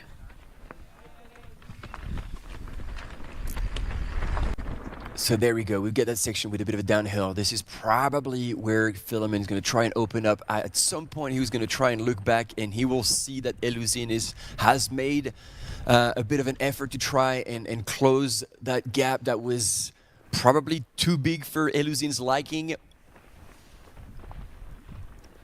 But that's the thing. Now Philemon is in the lead. He's in control, and he's going to be able to try and get as fast as he can, but not overreaching to try and keep a gear, because he knows that in the downhill there's a lot that he can play. Like one time he actually took the win over Elocene was on a race that finished with 1 kilometer flat and on pure raw speed, not the final kick, but over 1 kilometer, Philemon was actually able to outrun Elocene. Yeah, it's, again, there's going to be a lot of wagering of, are you within striking distance coming over Siberia aid station at the top. Do you know, do they have aid? I mean, there's an aid station. Do they have an ability to pick up a bottle there? Or do they have to use the aid station? So this has been put together by the organization and has been offered to the Elite Wave to drop off whatever they wanted to be able to pick up. So a flask, gels, whatever they want, and it's going to be labeled, and there's going to be a table where they're going to be able to pick it up right from there. So no crew access, but they still have access to the nutrition and hydration that they will feel like they need at that point in a race. Here we go, chasing pack. This is Lauren Gregory right behind Nienke Brinkman. And, man, I still can't. Oh, it's Tabor. It's still Tabor. Yes. Let's go. Tabor Hemming, third in the ascent. One woman that we're missing, and I think she was on the far right of the screen, but a little further back, is Anna Gibson. I think that we heard, when McKenna was coming through that section just a little while ago hiking, I think I heard go Anna. Okay. And so I do believe that is probably who is closing on that chase pack is your ascent champion from Friday, the Skimo Olympian, Anna Gibson. And so here, Joyce and Giro leading the women's race, followed by Madalena Florea. Power hiking, both of them on that steep section. And anytime there is a little bit of a flatter portion on the course, they transition back into running before moving back into power hiking. It's all about transitioning whenever it feels right. Try to save the legs a little bit when you're power hiking. If you're not familiar with this, kind of use a bit of a different muscle chain. Use your hands to push on your thighs, on your knees. And but wow, I think Madalena is trying to close a little bit. Joyce is trying to stay clear. Again, while Joyce does descend fast, I don't know that she can descend the technical portion of the downhill as well as Madalena, who is so sprightly, just like when she's descending. She's a very sporty, athletic runner. Yes, yes. And look at this. Look at this. The gap has melted between Philemon Kariago and Elouzine El Azaoui. Elouzine is on a mission. He does not want to let Philemon believe that he has a shot at it. He's like, no, I will stay with you. I will sit right behind you as he does best. We were all hoping going into this race that Elouzine would actually take it out right from the start and show the world what he can do instead of just always sitting back and just doing a final kick. And of the two of them, Elouzine did not race the ascent. That's true. He's one of the only ones actually. Yes, that is very correct. Like made a choice to be fresh here, akin to Madalena as well. Made a choice to be fresh here, not racing the ascent on Friday. Full focus on the 23K. Which makes sense. You know, it is the payday for that first place here is so significant. It's 30K for the win, 12K for second, 6K for third. So there is a real emphasis on being on the very top of that podium. Yeah. And there we go. We've got the pass of Madalena Florea on Joyce and Giro. For the very first time, the athlete from Romania representing Team Scott. He's leading the 23K. One of the names we knew was going to be on the very top of the podium. On the podium and possibly on the very top. But. Anything look at this. Can happen. It's going to be also a psychological battle. They will not want to show any weakness to each other. And Joyce and Giro just kicked back to regain the lead as they're cresting. And now Elouzine has closed the gap and he's just sitting behind Philemon.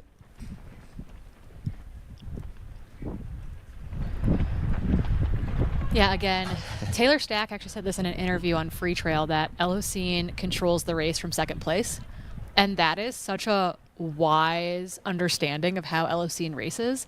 I think the margins of victory for him are almost always within seconds, if not a lean at the line.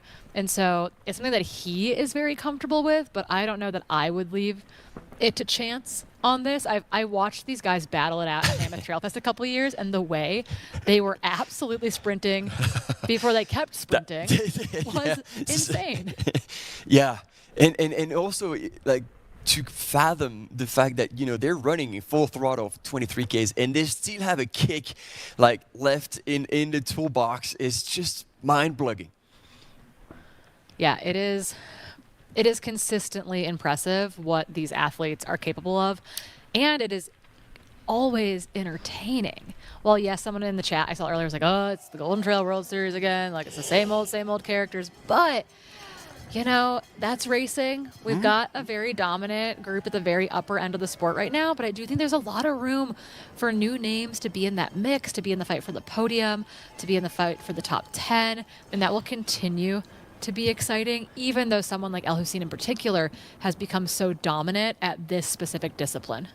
And also it's a way to compare everyone, because you know, if Europeans race Europeans, Americans race Americans, then you really don't know. Like here we've thrown everyone in that one race, and then it shows that, you know, comparatively, like these gentlemen are like a whole level above the rest of the field. But again, there's going to be a lot going on, just like in the women's race. Man, we told you that was going to be an exciting race, and so far they have really delivered.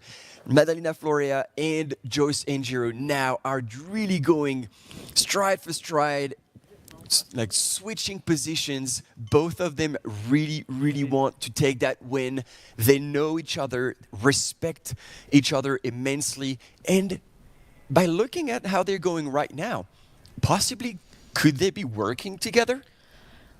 I mean, the two of them separating themselves from the rest of the field is a distinct advantage, knowing that, I mean, to win 18K more is a big deal. It's a big difference, but they could leave it to, okay, you know what?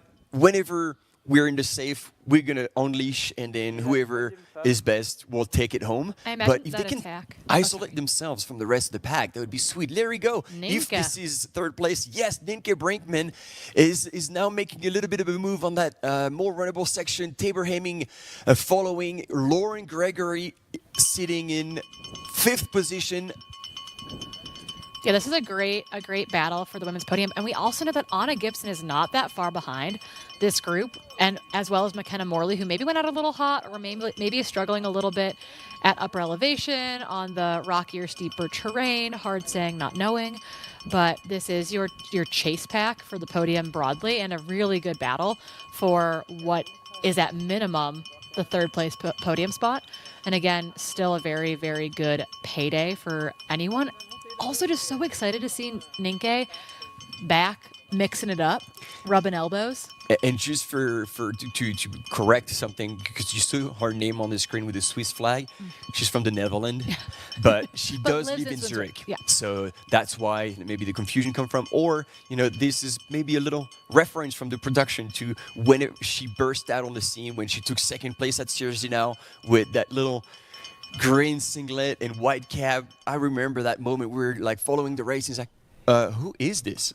This is one of my favorite sections of the course. It's visually stunning. But again, Madalena just continuing to do her thing. She looks so patient right here, while Joyce is definitely continuing to stay on the gas. I was listening to you and Rachel earlier talking about how it felt like Joyce was kind of surging a bit, and that is definitely a tactic. Kind of surge, try to break someone, exhale a little bit, recoup, surge again. You've got to decide how many matches you can burn. You're prepared to burn. How big your matchbook is compared to the people that you're racing against. But that is a very strong tactic in a race like this. And Corinne, that is the section you were talking about. You know, they are using their hands, holding onto the cables. There's no running stride anymore. You're just going left, right, try to stabilize yourself in that terrain. Here come the stairway to heaven. So again, for the pure runners, this is going to be a whole lot more challenging, while, you know, they're using their hands to lift themselves up, both using the cables on this side. We've seen also runners completely leaning forward and hands on the steps ahead. I think Eli did that in the 2nd lap yesterday. Anna did that.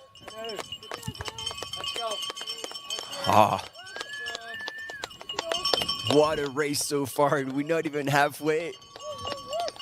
Actually, we are halfway time-wise. Oh, I mean, more past that. Like past that, we do think that they will be, you know, fighting for that 2 hour. Yeah, might break the 2 hour mark.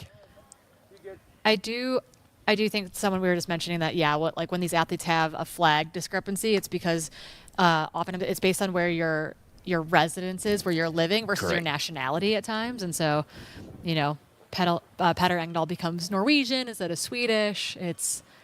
You're always tracking down where people are actually living versus, you know, their nationality there. But yeah, good to see our production team working it all behind the scenes. Wow, they are looking so strong, cresting the top of this, and then they're going to drop down to a little Killian there spotting. You go. trying to go ninja style, like full length cover. But yes, we did spot him. Training for Western States. Well, he was out there having a run with the losing, and then obviously here representing Team Normal, he is out there to cheer on for Joyce and Jiro. That is a pretty cool shot. Yeah, love seeing Killian out there supporting his teammates. That's a pretty big deal. There's Ninka Brinkman making her way up to the stairway to heaven. Way to go, Tabor. Nice work. Looking good. Moving really strong. And then these women are going to be able to open it up over the top. They'll then descend into the Siberia aid station, where we'll get our next official split, which will give us a good estimation on that actual gap between our lead two women and the chasing pack, how much they opened it up since KT 22, for example. That will be really indicative of what we expect to see as they descend down to Shirley Canyon before climbing back up and making their way through the high camp aid station and then blasting down to the finish. That section is actually quite loose, and they're making it look really, really easy. I'm glad we're getting these images. We didn't have that kind of aerial yesterday, and so as you say, it shows like how technical it is, and there's like two little mountain goats just cruising down, super smooth. There she is, Anna Gibson, winner of the Ascent 2 days ago. Something to note with Anna is that she took a ton of time, well, I want to say off. I would say psychologically off post-Olympics. It was a pretty big push to bring Team USA in skimo to the Olympic Games and to finish fourth there with her teammate Cam Smith. She's been biking, she's been climbing, she's been skiing, she's been doing activities, but this weekend is her first weekend back racing for the trail season, and so she is fit, but she's also kind of busting the rust a little bit this weekend. I like that expression. It does sound like we probably have, eventually we'll get Jonas in the field again today when they pass one of the static cams, yeah. which is pretty exciting. We will be gifted with some little nuggets of entertainment. And then people ask, is Anna in third? No, she is, I think, probably sitting in fifth or sixth position, because ahead of her is going to be Ninka and Tabor. The question is, did she pass Lauren? Oh, I doubt it. Because Lauren was actually pretty close behind, so we would have probably seen Ninka and Tabor, because Ninka and Tabor and Lauren with about the same distance between them. Totally. It did look a little bit like Lauren was coming back off that group as Anna was bridging up to that group, with McKenna falling back as well. And so we'll get a split at Siberia. Mixed. That's right.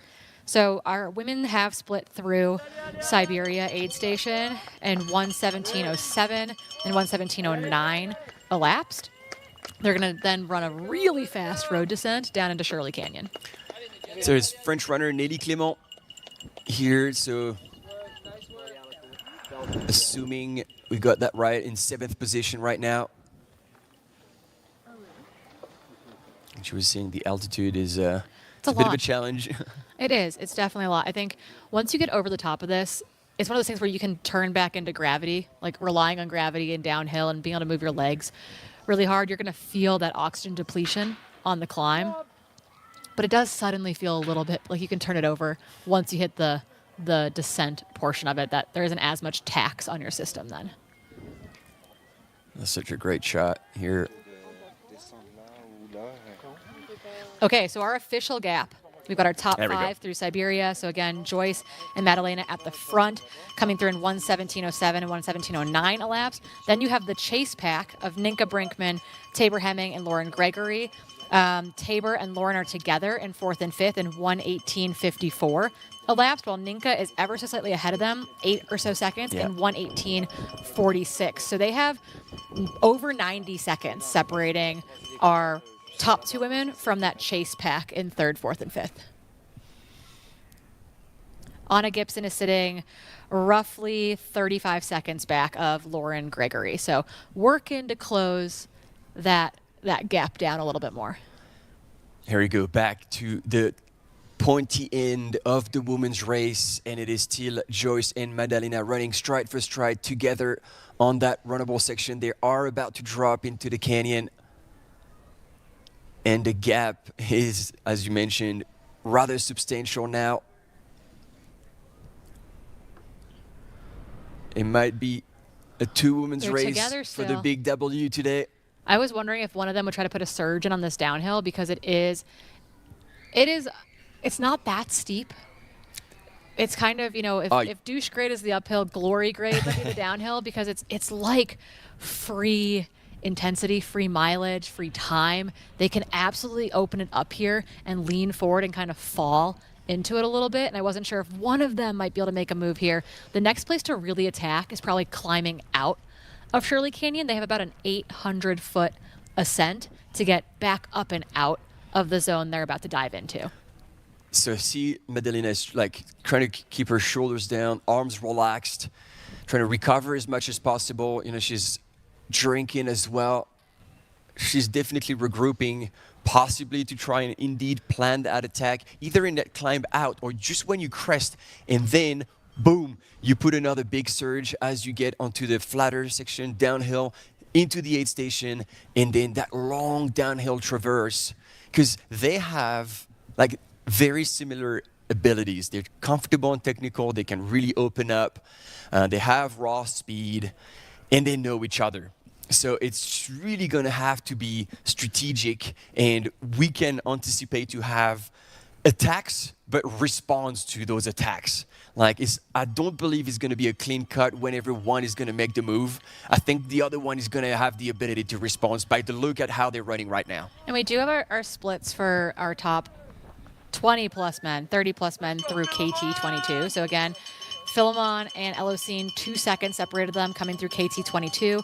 Then there's about a 25-second gap back to Patrick, who's just ahead of Brian Rodriguez-Flores. And then Taylor Stack, Mason Copey, Cam Smith. That's your 5, 6, 7. They're all within about 20 seconds of each other. Cesar, Cesare? yeah, sitting in 8th position. Paul Knight, who's actually a name that I'm unfamiliar with. 23 years old out of Golden, a young gun, sitting in 9th. And then Christian Allen holding onto that 10th position right now. And there's about 3 minutes that separates our M1 from our M10.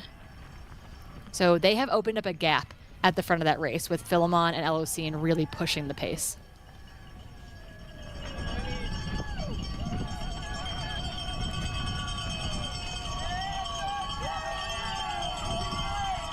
How fast do you reckon they're running right now?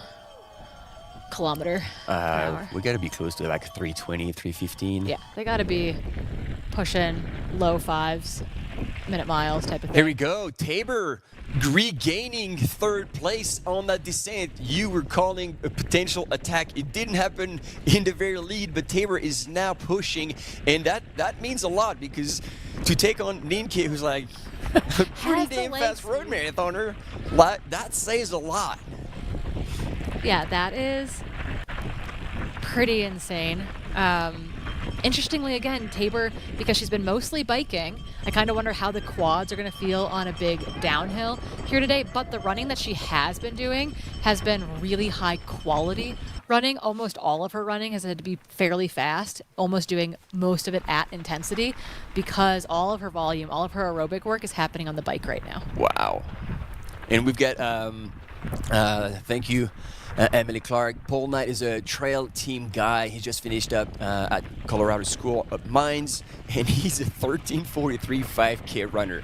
See, that is exactly what the trail team is doing. Just taking extremely fast college runner and putting them onto the trails and to giving them a crack to potential transition. So Tabor finding separation from Ninke there. They were kind of shoulder to shoulder for a little bit, but she is pulling ahead. But we were talking about this, like Ninke is coming back to the scene, and I don't know if she's got enough conditioning in the legs to try and risk They're like both blasting. kind of in that position though too, right? Like Ninka's kind of working her way back. This is like kind of easing back into trail. Tabor's been dealing with, again, this chronic injury and really having to not run at all to get it to settle down and to heal.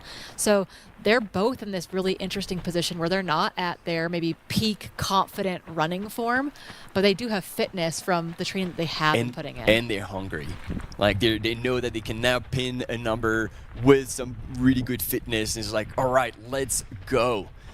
Back to the men's race for a little while. Nothing has changed much, and we believe that it's not going to change until the very late stage of the race. Philip and Cariago team run together, still leading the charge and marking his every stride.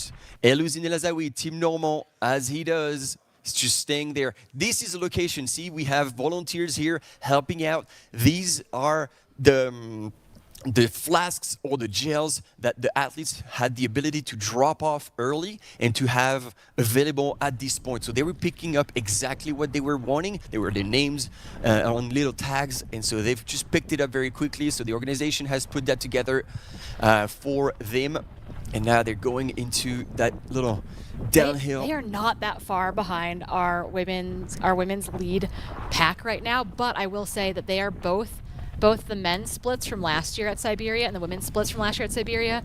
The women are running about 15 seconds slower than their splits from last year. The men are running about 20 seconds or so slower than their splits from last year. So I think we're probably looking at very similar finishing times, right? Of about 2:01 on the women's side and about 1:45, 1:46. I want to step 2 in the women's. I know, right? I mean, maybe the downhill is going to be fastest ever because that's where you've got to make your final move to get that big payday, versus last year maybe they pushed over the top a bit more because that wasn't what was on the line at the end of the day. And look what's happening with Joyce and Madalena.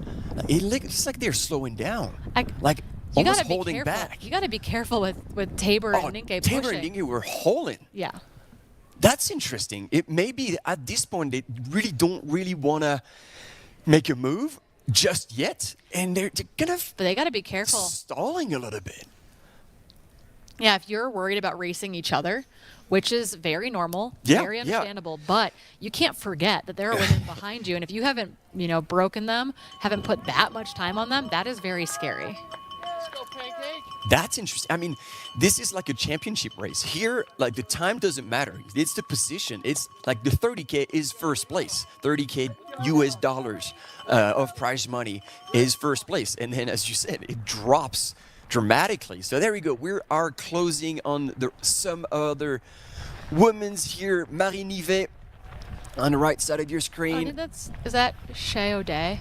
I think she's Welsh or from North Wales. She was in the top 10 of the ascent on Friday. It took us a second to identify her. I think that's that young runner. Ran European off-road champs. Has been representing the UK at those kind of world championship levels and has done well there, but is still kind of on the way up as far as developing as an athlete. And so as you had your eyes on the rankings, it's good to see Patrick Communal come back in the mix, not too far back. Yeah, literally, we're talking 15 seconds. Patrick is back, which means he's actually closed.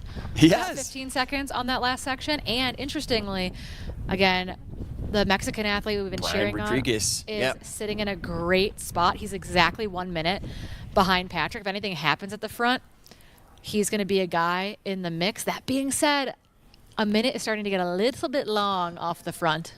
Maybe a little bit long off the front, but that's a name we're not super familiar in seeing. And we were talking about this. This is the opportunity for runners to get a chance to race the best, and then sitting there in 4th place, so close. It's outstanding. It's like it's a new name that's coming in the state. And maybe he's an absolute legend in Mexico, but never had the chance to really rub shoulders with other runners. And so hopefully he can get out to more races in the WMRA. At CRC now, seeing what he's doing now. The globalization of trail running is very real and very, very important. And being able to get athletes from Central and South America to the US to race, to Europe to race, takes a lot of work oftentimes, but it's really, really important to do. And we actually have a history of really talented Mexican runners coming to Broken Arrow in particular. I don't know where that relationship is from exactly, but we've seen it year over year actually, where people that I have never heard of show up and they send it in the VK or the Ascent, they send it in the 23K. I think it's probably Brendan who makes that all happen. He does. Really Cool. I was just going to say, they are excellent at bringing, elite athletes, facilitating travels, obviously comp entries, and just reaching out. Hey, would you like to get involved? Come race Broken Arrow Skyrace and compete against the world's best. Man, that image of Patrick Communal coming, the look on his face gives me the chills. He is chasing. He has both Philemon and Eluzin in sight on this long dirt road, and he wants to come back pretty hard, and he's hoping to close that gap and have a shot at that final sprint whenever that's going to start. Again, we watched Patrick be really patient in the ascent and really wait to make his move, and it kind of feels like that was a similar tactic here today where he let Philemon go out. Philemon went out really strong on the ascent as well, and Patrick and Cam Smith were the two guys that bridged up and overwhelmingly ended up on the top of the podium there. So Elocene taking a little look back over his shoulder, maybe gauging what's happening behind him, because again, Patrick's not a guy that I'd want chasing me heading into the final, 6 or so K of the race. And we've talked about it, but I don't think we say this enough. Like, Philemon knows like the strategic move from Elocene El Azawi, and he knows that it's very, very hard to respond to. So he needs to get him super tired and just try to drain him as much as possible. And here's Brian again from Mexico. Show us the Mexican flag in the chat if you're following from there. Give him a lot of support. Sitting in 4th place right now, so we didn't have more images of Patrick, but the gap was really not that big. Yeah, and unfortunately our next actual split will come from once they are back up and out of Shirley Canyon over at the High Camp Aid Station, which is just over 10 miles into the race, and from there it's just a descent down to the finish line, about 5K descending from there to call it a day. But that will be our next validated checkpoint where we'll have exact splits on what's happening between the leaders in the chase pack and the entirety of the top 10 as well. Oh, but Elocene looks relaxed. That is insulting. Like, the body language there, just cruising, like, as you said, controlling the race from 2nd place. Here, ladies and gentlemen, Lauren Gregory closing and is now sitting in 4th place. In 3rd is still Tabor Haming, pushing hard, and now Nienke Brinkman has fallen just behind, but still in contact. Meanwhile, on the right-hand side of your screen, indeed, still the same duo at the front. Together. Joyce and Giroux and Madalena Florea. We were saying that if a move was going to happen, it probably needed to happen on this climb out, because there's not a lot of passing room on that descent on the way out. We saw that yesterday, right? It's That's a really very good tight. point. It's really rocky. This has to be a zone where I think you do ultimately make a move and try to get some daylight between you and the runner behind you, because unless you are so confident that you're going to be able to open up a sizable gap on a more technical downhill, it's hard. I do think we're going to have Jonas in the field here. We might eventually. I hear some murmuring from our static cam, so we'll see. For those of you who are not on our live broadcast yesterday, we have an amazing field correspondent who brings the jokes, brings the silly in a really big way, and will eventually, I think, get his color commentary from the ground. But that's the last climb you were talking about, last climb out of the canyon, where we could possibly see an attack to try and separate themselves here in the women's lead. Now, Madalena Florea from Romania, Team Scott is leading just ahead of Joyce and Giroux. But these two women for the past half hour have been running stride for stride together, just kind of gauging each other a little bit. This was a moment where, right, we saw Joyce hike, and Madalena, for the first time all day, didn't hike. And kept on running, and that's got to be a moment where she's thinking, can I open a little bit of time on Joyce here?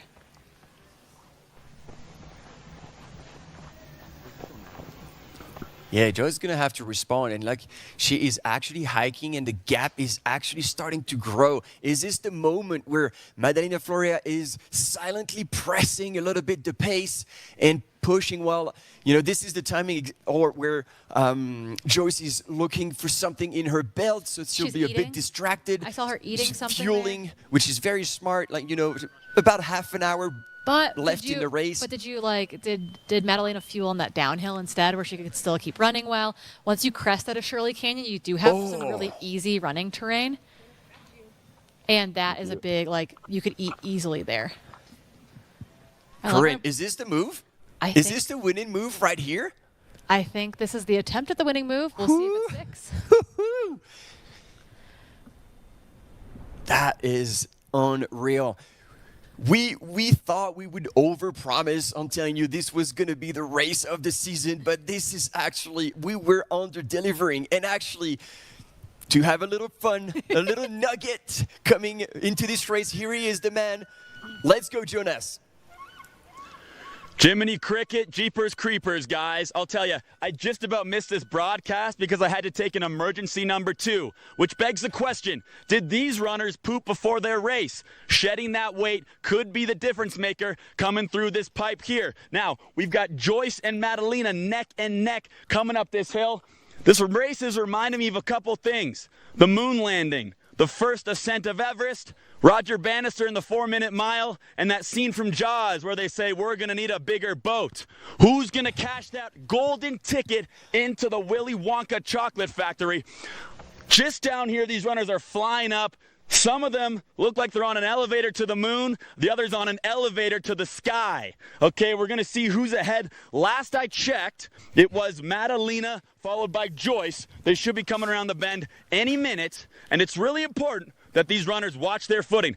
I just about slipped and fell down this loose gravel, and I'm not very athletic. So imagine up this hill, and here they come behind me. We'll see if we can get a quick word. They're pretty serious. Here comes Madalena in first place. She's picking up the speed. Madalena, how are those feet feeling? Flower power. Flower power, she says. She's powered by the flowers. I don't know which flower she's talking about. Here comes Joyce in second place with a look of stoicism. Joyce, how are your feet? I feel good. She feels good. We got it. Corinne and Martin, very exciting. Back to you in the studio. Thank you, Jonas. So good to have that uniquely skilled field reporter here. There are so many people. Here's a little bit of snow coming out of Shirley Canyon. The only snow on the entirety of the course. This is the place where it's very shaded in there, so it holds on to it the longest. So for those of you who missed yesterday's broadcast, Jonas has been with us in the field all week long. He brings us the chuckles and the giggles and the laughs, and we are, I think, very fortunate to get to have a little levity in what is a very serious, very fierce race. Yeah, flower power for sure from Madalena as well. That's her trademark. Okay, that's Joyce coming out of Shirley Canyon, but that gap is opening up. Yes. And the men are in the climbing portion of Shirley Canyon now as well. They have passed Nelly Clément. Yep. They're closing in on that women's podium. Wow. I think they might have been it. This might have been it, ladies and gentlemen. The decisive move from the athlete from Romania, representing Team Scott, ladies and gentlemen, Madalena Florea. Flower Power is now in the lead for the first time with a gap that is above 10 seconds. Look behind her. Perfect, again, images from our camera mountain bikers filming from the front so we can get a glimpse of where the second woman Joyce is, and she's not there. She is far. So look at her go, though. Like, she will try and respond. It's not like she is broken. She just needs to respond, and she needs to do it very quick to not let Madalena Florea believe that she has it and run with such a positive tune. And we are on the sub 2-hour hunt because last year Joyce split through High Camp in 1:38.55.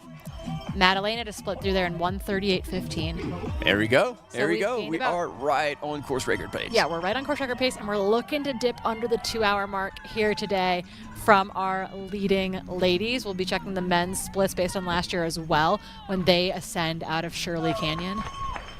Wow.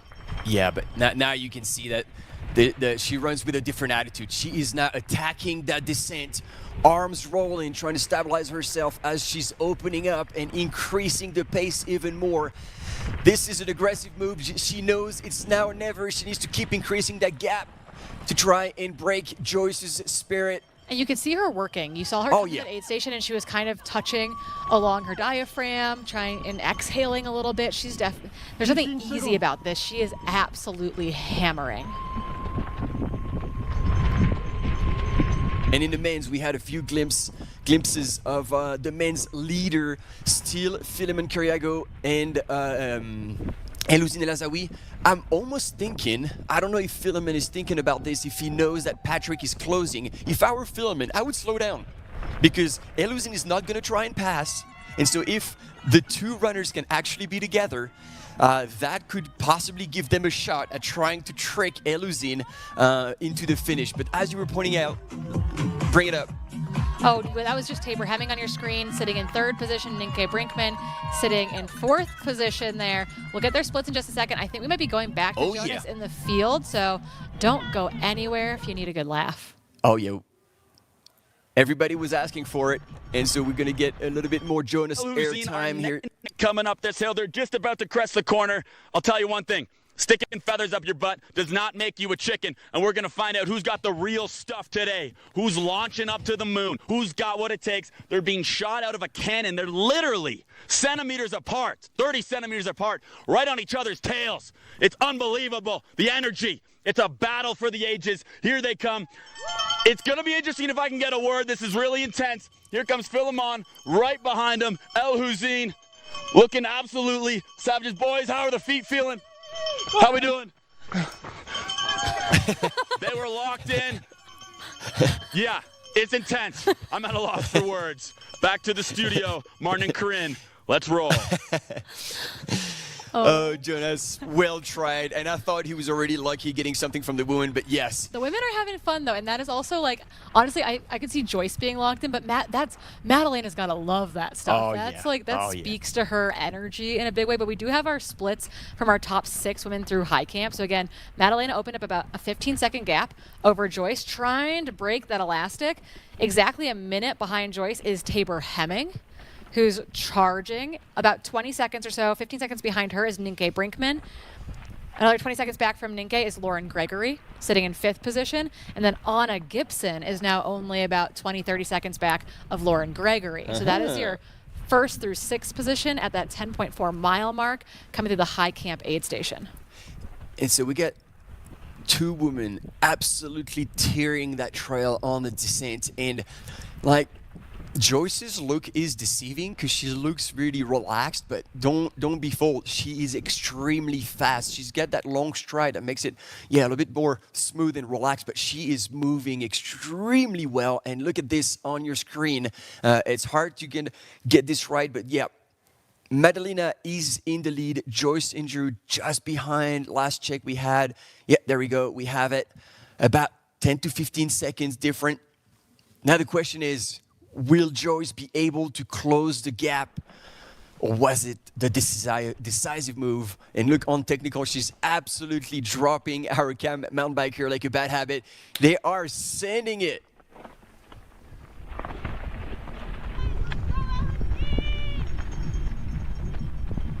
Eluzine still staying a little further back, but I don't think it's because Philemon has run at a faster pace. He's just controlling it. So the thing is, how much controlling can be done? Because Patrick will be chasing. Taylor was coming back as well. Here's Patrick, so we get a gauge. This is about what, like 20, 25 seconds? You're gonna have the splits probably on your screen now. Yes, so we actually have all 3 of our leading men, Philemon, El Hussein, and Patrick, through high camp. 1:22:34, 1:22:35, 1:23:03. So we're holding. He lost time on that section. He had gained time going to Siberia by about 15 seconds and then lost a little time on that Shirley Canyon section. And Philemon is making another big push to try to break El Hussein. He knows that's the money time. This is where he needs to try and tire Eluzine El Azawi if he wants to have a crack at the win. He really does not want to leave it to a sprint finish. So while Madalena is now about 40 seconds up and she's looking back. She's a little, oh no. Oh wow, okay. That's not a good sign. We don't. Oh wow, she's looking for something in her belt, but that's how Tabor Hemming catches you. Oh, that's exactly how it's going to go down, because she's trying to drink, which means she's facing issues, whether it's a bit of dehydration, maybe cramping. Something's going on, obviously. And as you said, Tabor was absolutely hauling. And Tabor's being chased. And so Tabor's thinking about protecting third and is worried about the women behind her. She probably doesn't know what's happening with Joyce in front of her. And so all of a sudden it's like, that's going to motivate her to keep moving forward. I do have an update from historical splits based on this year versus last year.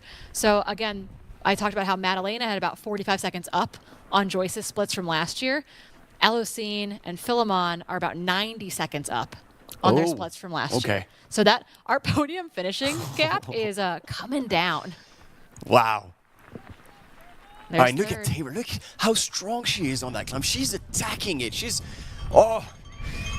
If she catch just a tiny glimpse of Joyce and smells blood, we're gonna see a Tabor Hemming absolutely on leash. Oh, what's happening there? Oh, a bit of a confusion. I hope he got some water. Brian Rodriguez here from Mexico running in 4th.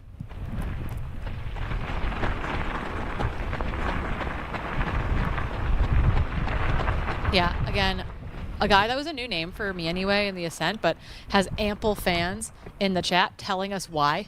We should know exactly who he is. He's actually has really good performances from last year's World Mountain and Trail Running Championships in both the Ascent and the uphill and the classic mountain up downhill. So this is something that he should be very, very comfortable with, but he doesn't seem to be a feature like on the Golden Trail World Series, for example. No, and I feel like he's a guy that would fit into that series so nicely. Oh, 100%. Here we go. We're Patrick Camino here. Yeah, again, 23K of racing, about 14 miles. That aid station at the top is at 10.5 miles. To give you a perspective of what this descent looks like, it's got a bunch of this stuff. Very chundery, very chalky, very wiggly. And then you've got sections of fire road, effectively. Big cat track, resort, dirt road. That is, you can open it up on in a really big way. So that is our camera. On Madalena Florea. Wow. And she has no idea what's going on behind her either. Oh, she did look back just a little bit earlier. We saw that. But now she's launched the attack. And she's just not going to let go of the gas pedal. We can see it in the distance, actually, the village of Palisades. Way back. We are probably like 15 minutes away. Just under that, actually, from the first runner crossing the line. And as we anticipated, it most likely will be a female breaking the tape as they started 20 minutes ahead of the men. Oh, and look at her go. That's it. She's looking back just to see how much ground she has on Joyce. Joyce seems to be back at running relatively well, but really, what happened there? Like, for her to stop entirely to look for water in her belt, that was concerning. It's good to see that she's back at running, but Tabor is chasing hard. Yeah, again, we've seen bonks from Joyce sometimes, so it definitely can happen, but that is a moment of weakness that can definitely be taken advantage of by the women that are pursuing that final spot on the podium, and they might get a bonus and end up in 2nd and 3rd instead of 3rd and 4th. All right.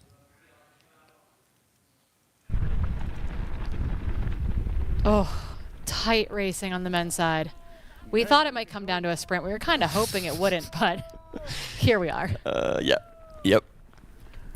I mean, once again, there's still ground to be covered, but like Philemon is trying his hardest to try and pull away, but look at Alocine closing whenever he gets the chance.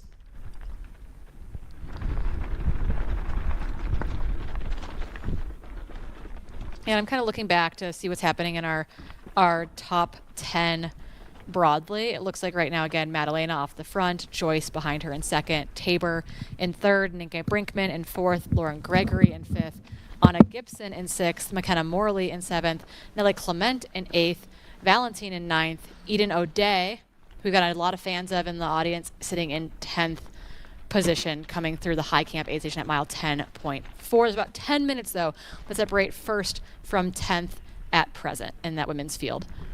But again, on your screen is our leading 2 men. They've been in this battle all day long. Alocine did sit back early. He tucked into like 15th position coming to the parking lot at the start. Has slowly worked his way back up, but Philemon is not going to make it easy for him. He keeps putting in these great accelerations. through this section on the downhill. There's not a lot of passing opportunities on this, but they do, again, they'll drop down onto a road here in a second, and that might give them a little bit of an opportunity to make a decisive move. But then there's tight corners into the finish line, too. If this comes into a around the bend towards the bell be holding sprint, on to the balustrades. you got to watch out. Someone's going down. And as much as we want everybody to be safe, if somebody's going down, we just want to have a camera on them. Yeah, Don't want to exactly. miss out on that. We need it for the instant replay. Yeah, absolutely blown away by these two. Again, Philemon keeps trying to break him, and it's not happening. Here again is your third place in the men's race for a moment.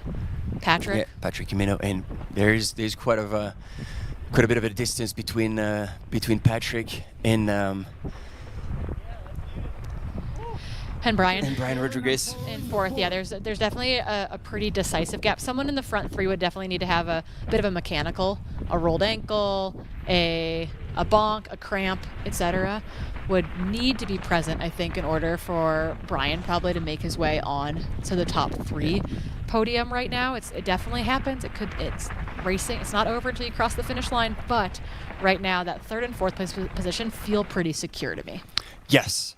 And still, like for Brian Rodriguez to be in fourth place with such a stacked field, that is a celebration in itself. And as you were saying, probably gonna lead to more extended invitations to other circuits for him to, like, basically come back to those races, be back on our screen. And there we go, Tabor Hemming here on your screen, negotiating these switchbacks extremely well. I don't know if she can still catch a glimpse of Joyce injury or if she's been told that there was, like, what kind of gap there was. But as you pointed out, she would have gotten a split coming through high camp because there's a lot of fans that walk up to that zone to cheer because it's a pretty nice hike run up and a really nice run down because you can take the road down instead, which is quite smooth sailing. And so I imagine she got a split there. She probably would have indeed, yeah. And then we do have our top 10 men also through High Camp aid station. Again, we've seen Philemon, El Hossein, Patrick, Brian, but behind them, starting in fifth place, we got Taylor Stack, Mason Copey in sixth, Cam Smith in seventh, Cesar in eighth, Paul Knight sitting in ninth. Again, that young upstart coming out of the Colorado School of Mines, and then Christian Allen sitting in 10th position. Joyce is moving okay. Yeah. It looked like she's back at running, so that makes it even more confusing. Like, what really happened there? I don't know if she just needed to take a moment to reset or grab something specific out of her belt maybe, but she seems to be back moving well. The question is it considerably better or equal to what Tabor's putting in right now? I think if Tabor can get a line of sight to Joyce, that's where things get dangerous for her, because if Tabor recognizes that she can visibly see Joyce, yeah. Like, it's going to give her an wanna, extra boost. Want to close that gap. And then again, our next split is at the finish line. So we just got to sit here with bated breath, just like you all. Like yesterday in the 46K, we didn't actually know who was third in the women's race. No. Because there was like 4 or 5 women absolutely battling it out from 3rd through 8th position, and we had to wait until they rounded the bend to actually know what was happening. And that's what we love to bring you right at the heart of the action of such intense competitive races. Oh, she's holding her side. This is probably still explaining what was happening. She might have a stitch or something. But now Joyce Ingeru, ladies and gentlemen, is experiencing difficulties so close to the finish. Is she going to be able to hold on to second place? We now have Lauren Gregory moving really well in who's this ahead? event as well. That's Tabor. She's closing on Tabor. The lightning fast Lauren Gregory on the descent is now starting to switch gear. She has Tabor now in the bullseye. Oh my goodness. Just when we were telling you, we bring you at the heart of the action, we might have a pass. This is going to be a battle. Tabor will want to respond for sure. Oh yeah, she'll want to tuck in if Lauren does come around her and just hang on. And if the two of them can push each other to go bridge to Joyce and not worry about the battling for third, but still like making sure that they're keeping ahead of people behind them, that is what they're going to want to do. They've got to be like on us right behind us. Like they got to keep pushing, right? And then the men's are right there, are on that section as well. We're going to see passes. Both Philemon and El Hossein will be soon overtaking the chasing pack of the ladies. Oh, I'm breathless. I need to breathe. We're up at altitude. I'm going to faint and pass out. Oh, what a race. What a race. Here we go. Back with our women's leader, Madalena Florea, still tracking forward on her way to the finish line. She's got eyes on the prize. And so far, she's done exactly what she needed to do. She stayed conservative, she stayed put. And then when that moment to make the move was critical, and so critical that might have been that move that Joyce tries to respond to, then put her actually in difficulties. Yeah, and over again, too, we saw... There we go. They got the word. They got the word that Joyce was right there. That's going to give them an extra boost. 2 minutes. Yeah. Yes. Oh, Okay, careful. You're going to leave me soon. Oh, yeah, that's right. And then you're going to be stuck there cheering. But we'll make sure, I think we're going to have Rachel Drake ultimately join me again in studio to help call this race in. And so we'll get that prepped here because you're about to abandon ship. Abandon ship, team. But I loved hearing that moment of those spectators saying, you guys, you got her, you can get her. And so having these two potentially work together, push each other, it is a painful way to race, but we're going to have some really exciting finish line interviews for you all as well, because this has been an insane morning of racing. Yeah, we're at 1:56:35 on the clock, so closing in on that 2-hour mark. Ooh.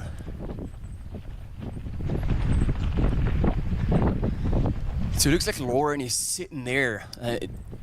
It's a great place to take a snack, to exhale for a second, so that when you hit the road, it's like you got to make a decisive move to try to break that elastic. But that's probably what you were talking about as well. It's such a close, short, narrow single track that it is hard to pass. And so I'm also like trying to think ahead, because now Philemon has inside Lauren and Tabor, and they're going to have to pass. Yeah, and you're going to have to leave me because she's hitting the road now. She's hitting the road. Ladies and gentlemen, stay tuned.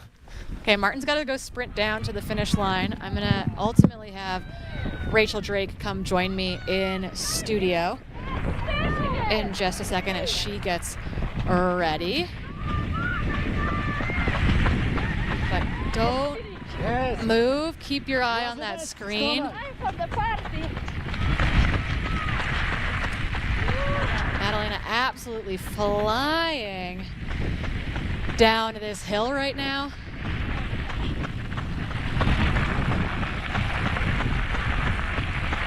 No brakes, all gas for Madalena. Oh, come join me, Rachel. This is thrilling. I cannot believe how this is unfolding. Oh my goodness. They're catching Lauren and Tabor. Okay, we weren't sure where the men were going to catch the women's podium, but here it comes. I was looking at splits from last year, and the men are like 2 minutes up on their splits from last year. The women are only about 45 seconds up on their splits. So it's going to be this interesting moment of like the men are going to go well under 145 for sure. The women are going to try to break that 2-hour mark. Madalena's really close to it. You can see the flat road or the road descent there to the left. So they're going to come around this turn and get onto that really smooth road. This is a very challenging place to pass. And they also had to get past the bikes. Yes. Oh, the men, and there's 2 bikes there, right? Because there's a lead men's bike and a lead women's bike there all of a sudden. And there's nowhere to pass. The question is, if you're Tabor and Lauren's been sitting on Tabor for a second. She bridged. I don't know that they have eyes on Joyce yet, or if they've made any sort of move there. Where do you kick? And from the duo, how do you kick on this downhill road? I mean, Lauren's coming off. She just went and ran the U.S. 4-mile champs a few weeks ago, so she's coming off a fast road race. And Tabor's coming off of a lot of biking. Yeah. So I got my money on Lauren for this final stretch, but man, Madalena's got to be just feeling so happy right now. She's still pressing. She knows she's probably got it in the bag, but just no mistakes. She's been second here twice. Yeah, she put all of her effort into this, didn't race the ascent on Friday. She's been at altitude for 3 weeks. She knows this course. She was here to perform, to take home that first place position, to take home that prize purse, and still have fun out there. Gave us that nice little flower power shout out to Jonas, which we did not get anything from the men, obviously, but it was really cool to see Joyce and Madalena still having fun as they continued to push. Running with joy, I think that's actually kind of a secret weapon. When you're having fun, you're a little more relaxed. It's a little easier to push. She's got that F2 bib. Oh, and now the men are going to overtake Joyce. We're going to have an absolute, they're going to come in just behind Madalena ultimately, but this is insane. The timing could not be better. And Elocene has made the move on the road to break Philemon.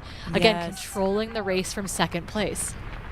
And it did look like Joyce had slowed a little bit She was having side cramps. She kept grabbing her side. She stopped and walked for a second. So interesting if she's going to be able to hold off Lauren and Tabor. I don't know what that gap actually looks like at this point. And we are just getting another classic Philemon El Hussein 1-2 punch, and it is not over yet. Philemon is putting in another surge. He's lighting another match. Is he going to strike? Oh my goodness. There's so many hard corners down into the village too. There's that like 180-degree corner coming into the final straightaway. He's right there. Rubbing is racing, people. We might see a little bit of contact. Yes. And it wouldn't be the first time we've seen contact between these two gentlemen. We've seen some controversial contact between these two gentlemen, but it's also just so freaking cool. And there's El Hussein responding. He can feel Philemon on his shoulder. He got pushed a little into the rubble there. A little wobble. Oh my goodness. And this is a thing that happens. It's like they've got to hold their line, and sometimes it doesn't work out. And you can see that Philemon gave Elocene a little glance like, yo, that's my line. And here comes Madalena into the final stretch. She's winding around. She's smiling. She knows she's got this. This is a huge moment. We're getting a preview here to all these turns that these guys are going to be coming in through. Madalena just soaking it in. Philemon put on the burners there. But yes, rounding the final corner, we have our 2026 23K Broken Arrow Skyrace champion, Madalena Floria. Kudos, Madalena. This is all you. She is soaking it in, high-fiving the fans. She's about to ring das Bell. Oh, the emotion. She is so happy. Well-deserved. Oh, they need that banner for the men's race. And they're about to be there. He's not going to let that thing go. That's so funny. They're like, oh no, our timing almost worked out. And wow, Philemon. Incredible. Second here to El Hussein last year. Ran a different race this year in that he led early on, got past, and came around again to take the win. But yeah, ran a much more aggressive race this year to become the 2026 23K champion.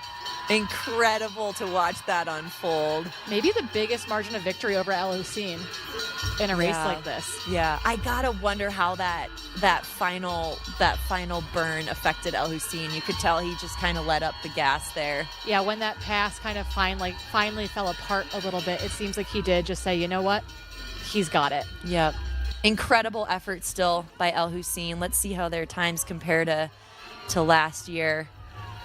Yeah, we've got their official finishing times this year are 1:42.59 and 1:43.12. Okay, El Hussein last year was 1:43.53. So they did manage to. And according, Lauren Gregory bringing it home for second, just behind. Oh my goodness! Oh my gosh! Tabor and Joyce battling it out for third.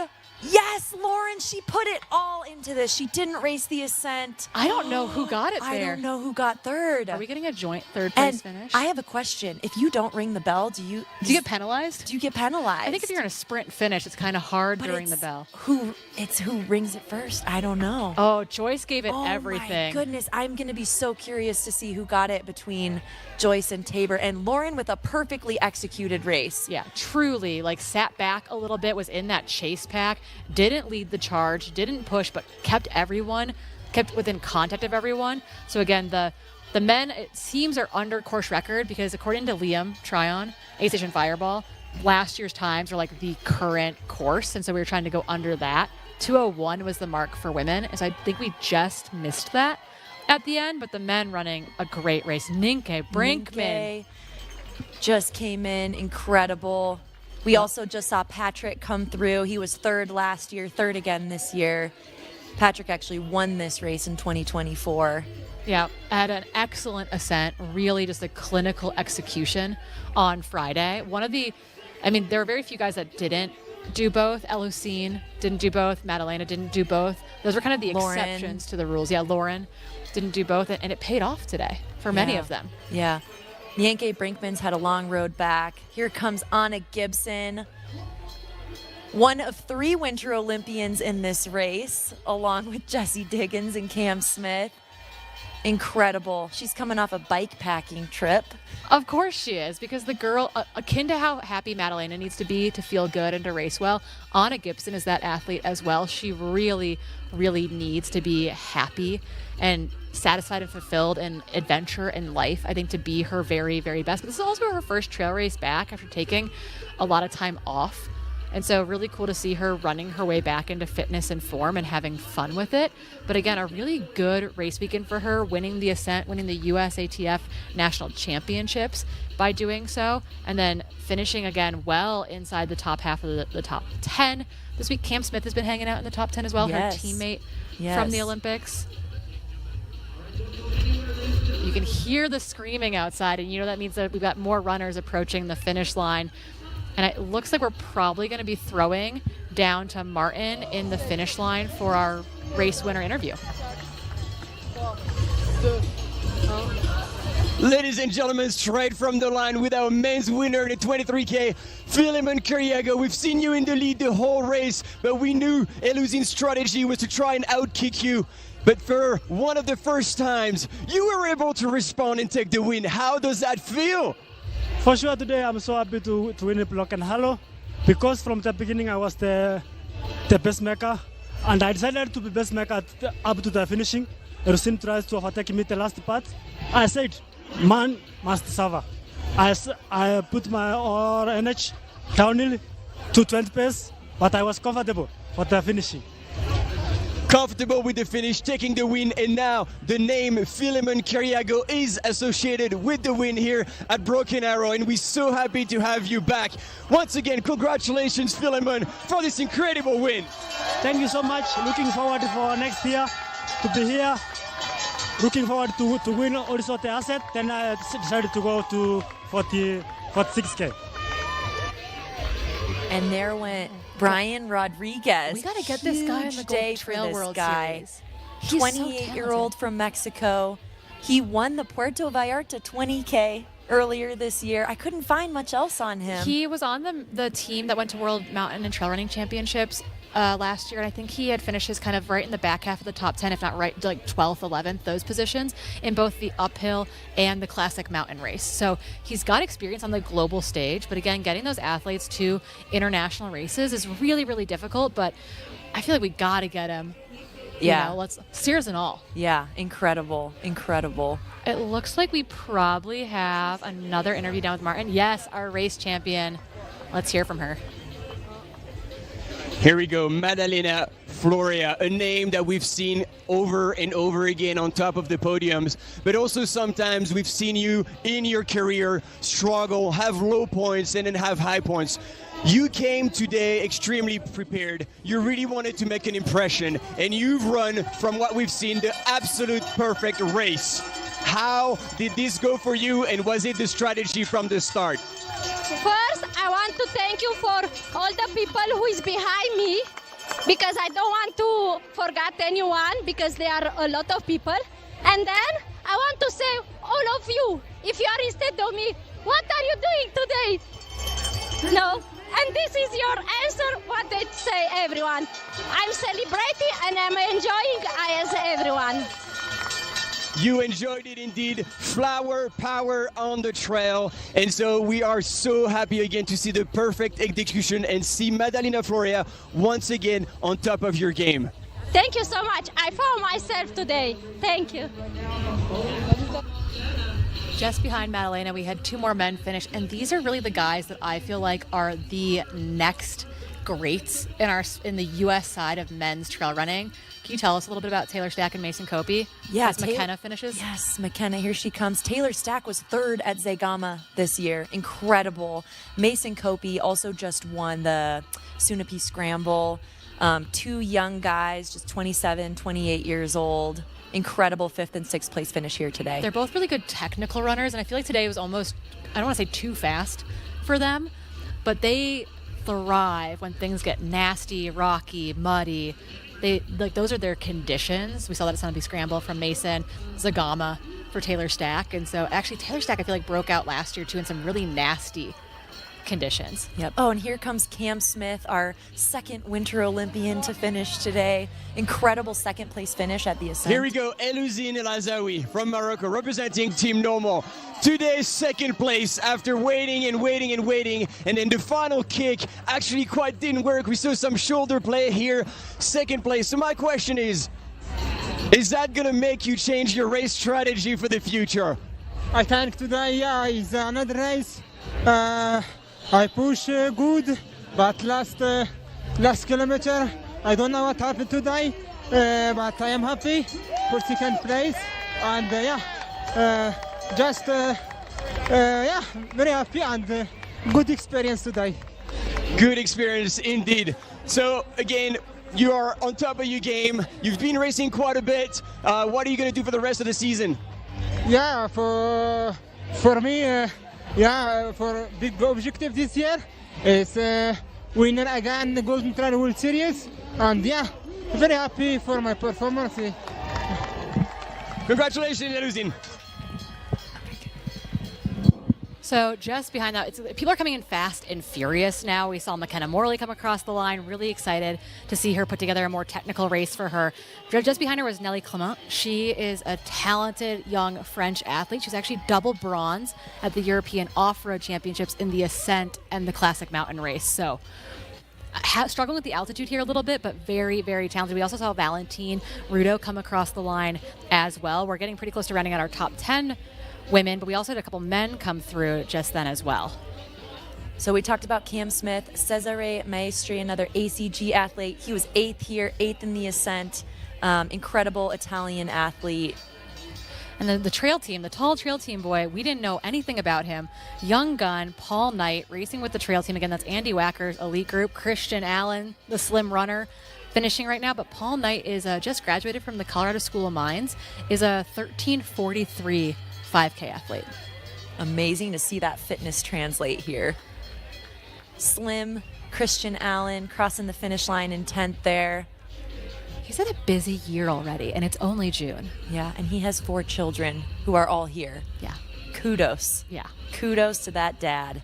Yeah, really, really working for it. Was 4th in the Ascent this weekend, but that is actually, I think, we've got our top 10 men in and our top 10 women in. We're mostly going to be, we'll chat about whoever comes in, and then Martin's going to get the rest of our podium interviews. It seems like we might have our next one lined up right now. Let's see who Martin's chatting with.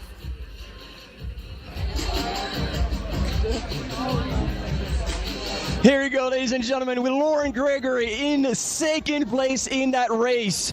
What a race management. We had called it. We knew you were an absolute weapon on that downhill, that you were fit, your family's here, so you knew that was going to be an extra boost. Walk us through those last few kilometers. Yeah, I mean, I talked about my race last year being pretty much a survival from the top down, and I wanted to make sure I still had the energy and the power to finish strong. And you never know when it's going to come to a sprint finish, and that's just what it ended up being. And I personally love the downhill, so at least it's very fun for me when you're in the pain cave, but so hard. It's so fun to be pushed though all the way to the line. Yeah. So you are in absolute good shape. You take 2nd here at Broken Arrow, one of the most stacked field. What's the rest of the season look like for you? Yeah, I'm still kind of going back and forth on a few things. I love this distance and this time and racing these really competitive fields. So we'll see what I'm doing next. Right now, I've qualified for OCC in August, but it's all up in the air. I'm going to reset after this race. This was a pretty peak race for me, so I'm glad it went well, but now it's time to reset and reassess. Perfect. You executed perfectly for that peak race. Please, nice time to celebrate. Take it all in, take the time indeed, and we'll see you very soon, hopefully. Thank you so much, Lauren. So my question is, right now they've got Joyce in third and Tabor in fourth, but they have the exact same finishing time, and they didn't time it to a 1/10 of a second. So very curious to see what and it's not inconsequential. There's money on the line. There's athlete bonuses on the line from their brand. This is Shea O'Day, an athlete that I just heard about on the Ascent race, a young athlete out of Northern Wales, I believe, has been working her way up the ranks there, running European off-road champs, running at World Mountain and Trail Running Championships, I think coming through that like the U20 pipeline, but putting it together. And there's Marine Yvette rounding out our top 10, getting a hug from teammate Lauren Gregory there. The bells on the bibs look like blood. They do. I thought the same thing. I was like, oh man, she had a bloody nose. No, it's just the bib. There is nothing like these finish line celebrations. Also, her bib is like a bunch of little cats on it. It's adorable. Valentine there in the normal kit, bib 110. So much mutual respect between these athletes. Yes, we're waiting, I think, to see exactly what happened between our official podium in third. Brendan will be one of those guys to help figure it out, I think, hanging out there in the finish. In that we're throwing to big someone hat there. Martin's got an interview. Jade Bellsberg coming through. She looks happy. All right. Patrick Kimino here with us on the finish line. Third place finisher in this race. Important to mention, you won the Ascent 2 days ago. So today, you saw Philemon go up ahead in the distance. You two knew you wanted to work hard to get Elusine tired. Like, how did the race go for you? First of all, thank you so much. I want to thank the race organizers. Secondly, I'm very happy that I become position 2 this year. And I was not thinking that I will be in the podium side because this is my third race since I came from injury. It is now around 3 months for training, or 2 months and some weeks. And I'm seeing that at the end of the season, I will be in good shape. Yeah. And I want to congratulate Philemon for winning this race. Our plan has been done. Yeah. It is indeed a big win for you, and we know how close you two are together. And so when you crossed the line and you two share the news, we could see the excitement. And so thank you for bringing this companionship and this kind of attitude to the race circuit. We love to have you. Thank you so much, Patrick. Thank you so much. Thank you so much. Got those finish line celebrations, spraying champagne. Yeah, more and more trail team guys and gals are going to start to come in too. Oh, I like the champagne wash and the kiss to the legs, thanking them for doing their job today. You could tell how hard she was working coming through high camp. She was kind of massaging her diaphragm with one hand. You could just tell she was working. The focus was on. You could hear that breath. We could hear it with you guys finishing yesterday too on that final road. We could hear that exhale. I think that's Eddie Owens. He's a Bay Area guy, super talented. Puts on the fastest time at the Dipsy every year type of thing, and trying to see where he can break out maybe in a bigger scene like this. Very respectable 13th place for him. Yeah, it's kind of that downhill for him has got to be a little bit more challenging. He's such a good uphill runner, but he's excelled at the Dipsy, which is not easy. And you kind of have to be good at everything. I mean, the margin for error is so small.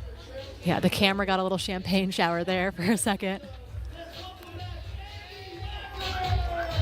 One of the race directors had to help Madalena pop her champagne top. There's Andy Wacker. Madalena's no stranger to popping champagne at these Golden Trail races. Maybe her nails got in the way. She's always a little bit fashionable. It sounds like we got one more interview. We're going to Joyce. Here we go. Joyce and Jeru, third place here at the Broken Arrow 23 kilometers. You took out the race pretty hard after second place at the Ascent.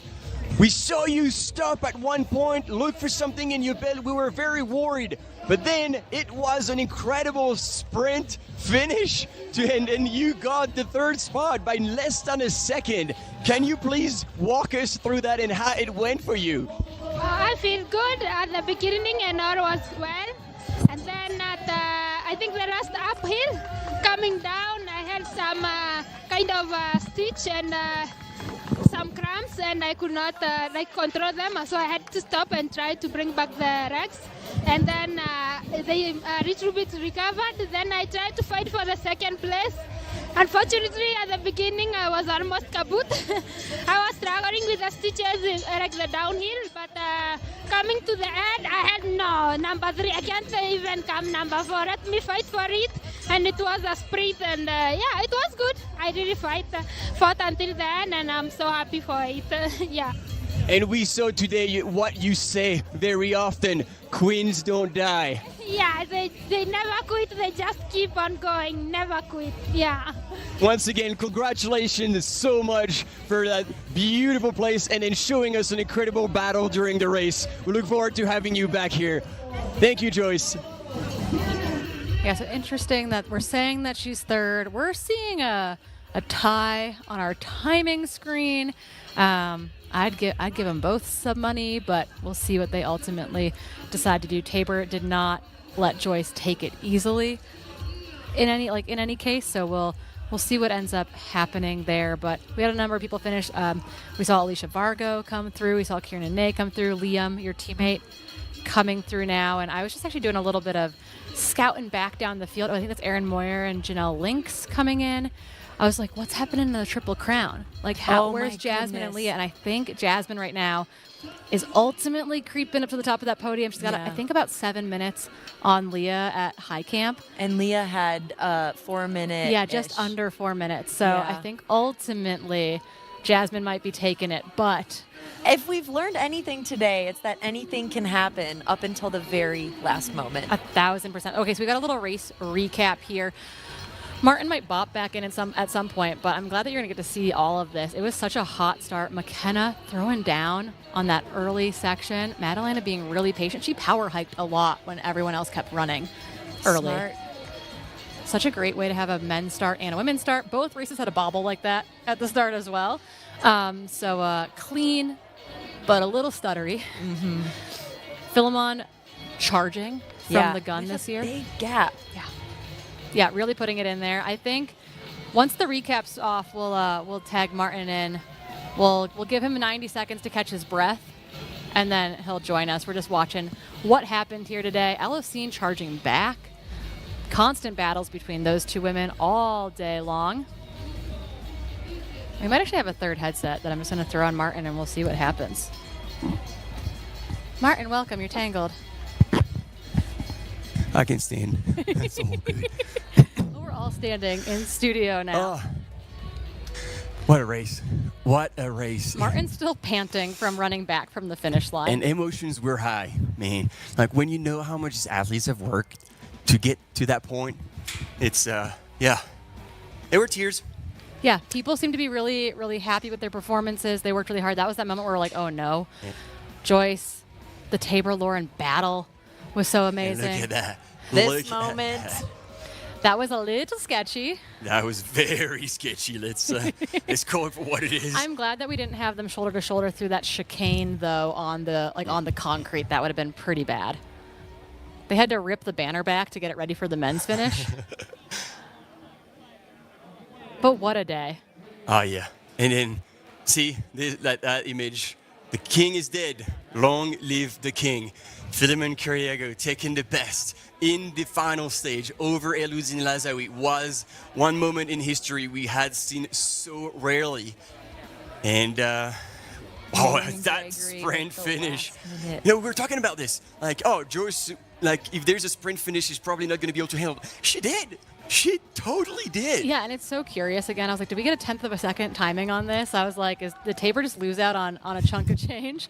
So very interesting to see that sprint finish play out. And again, maybe that was the best case scenario where Tabor's coming off the bike and might not have that absolute top gear. Or, yeah, we thought Lauren would be able to take her on the road if needed. And so Joyce being in that mix, though, is another element being added. What a day. Oh, that was so fun. Oh, my goodness. Okay, so we have our women's top 10. Madalena Floria taking the win here. Lauren Gregory, a classy second place. Joyce and Tabor making us work for it in third and fourth. Ninke Brinken is back in fifth. Anna Gibson, welcome back to your season in sixth. McKenna Morley, so excited to see what you can do in seventh. Nelly Clement in 8th, Valentine Rudo in 9th, and Marie Nivette, who I don't know, in 10th. Yes, yeah. She's been in the national team. She's team ACG, and she said she had a terrible day. And from the 3rd kilometer, she's like, and then I had to fight for my life from then on. So she suffered through it so much, but to see, like, I didn't get the final ranking, and to see that she broke top 10 is super cool and rewarding for, like, basically the mental battle she had to do almost from the start. Yeah, 202 on this course, really fast. Marie Nivette was 6th here last year, so no stranger to this event. There you go, ladies and gentlemen. Firiamon Kiriago taking the big W here at Broken Arrow 24K. Eluzin Lazawi taking 2nd. And in the interview, we could see that he was very disappointed. The plan didn't pan out the way he wanted. Patrick Jimeno, 2-time world champion, taking 3rd place. Brian Rodriguez, again, fantastic performance here. Taylor Stack coming back. Mason Copey showing that he does belong to the world's best. Cam Smith knows the course, knows how to do it well. And 7th place, Cesare Maestri from Italy. Team ACG also breaking into the top 10. Paul Knight and Christian Allen. And actually, this is an interesting parallel because Christian Allen also Team ACG and also having a very rough day. I don't know if we have images of him crossing the line, but man, he suffered today. He did. But he still pulled out that top 10 finish. Top 10, that's incredible. So here we go. A little bit of a recap of the whole weekend, I reckon. Yeah, it looks like it. The Ascent on Friday kicked things off for us. We busted the rust in studio to get ready for it. Philemon went out strong in that race as well, ultimately finishing in 3rd. The battle between Anna Gibson and Joyce Njiro at the top was all time. Oh. So close. Tabor taking 3rd as well. A weekend of thirds or near thirds. Near 3rd, man. And by just a hair. 46K yesterday was fast and furious with a time trial from Eli Hemming where he, quote unquote, didn't mean to attack the first climb, but here we are. Danny Moreno rocking out the K-pop. Tears at the finish line for Danny Moreno taking the win. She is so back from that long injury. So good to see her. Oh, look at that. I didn't even know that person. I'm getting PTSD watching this. Excellent battle for you yesterday. Your battle with Kimmy Schreiber in particular was all time, and it was really fun for us to watch that happen, and a really emotional day for Sarah Carter. Incredible, Sarah Carter. Confirming that, that 50K distance really suits her now. Yeah. Noah Williams, solid. So strong. And Cole Campbell showing that he really belongs in this 50K world in particular. But that was an absolute domination. But for those winners, Eli Hemming, Danny Moreno, she's back. MK crying on the broadcast in the finish loop was my favorite part of the whole day. Tears for Sarah Carter, incredible. When she passed me, she was just bounding. Oh, there you go. Our Rachel Drake, champagne poppin' mama. This morning. Let's start back at this morning. We had several waves. And we had 2 false starts, which was unheard of. Luckily, no one went down in either one. They got out of the parking lot smoothly, but we're not track athletes, it turns out, and everyone's a little bit tense on that start line when 30K is on the line. Yeah, Joyce surged on everyone today. It didn't ultimately pay off for her, but she consistently attacked. She found every opportunity to try to take a break in the elastic. Didn't quite land, but was really, really impressive to watch. You really have to be controlled in this race is something I learned. Yeah, 1,000. It often doesn't pay off to surge unless maybe you're Eli Hemming or Danny Moreno. Not many of us can do it, it turns out. But again, when you see how Lauren closed for 3rd, you do want to try and be away. So even if it cost Joyce, the cramps and everything, it's so hard to get it right. But that woman, ladies and gentlemen, here, Madalena Florea once again taking the win after just going all in for this race. And when everything unfolds the way you want, this is such a high. And then look at that smile. Philemon Kiriago taking the win, putting his name against the gold medal here at Broken Arrow. Not giving up. Pushing through. Oh no. And it wasn't an elbow that was going to stop him. Lauren Gregory finishing her absolute fantastic sprint to 2nd place. She's even found the time to jump. Maybe Joyce got 3rd because she did go for the bell. I'm wondering. That might have been it. We'll have to ask our race director, Brendan Madigan, what the official rules are there. Oh, look at us all in studio. I guess this is where we say goodbye for the weekend. It's been so fun. Oh, I don't want to say goodbye. Me neither. ACG is going to kick us off eventually, but it has been 3 days of exciting racing, head-to-head battles, surprises, storylines, excellent shows of sportsmanship, tears, emotions. It's been magical. The best. And it's been a privilege to be able to share with you all these images over 3 days here at Broken Arrow. We hope you enjoyed it just as much as we did, because if it wasn't for you, we wouldn't be doing it. And so it's massive celebration to highlight these athletes' stories, performance, seeing how much they pour their heart, their training, and when it pans out, when it doesn't, that makes even better story. And we're looking forward to being back with you on the live broadcasts and sharing those amazing stories. Yeah, come join us in June next year, either in person or on YouTube. We're really excited to host you there. Peace.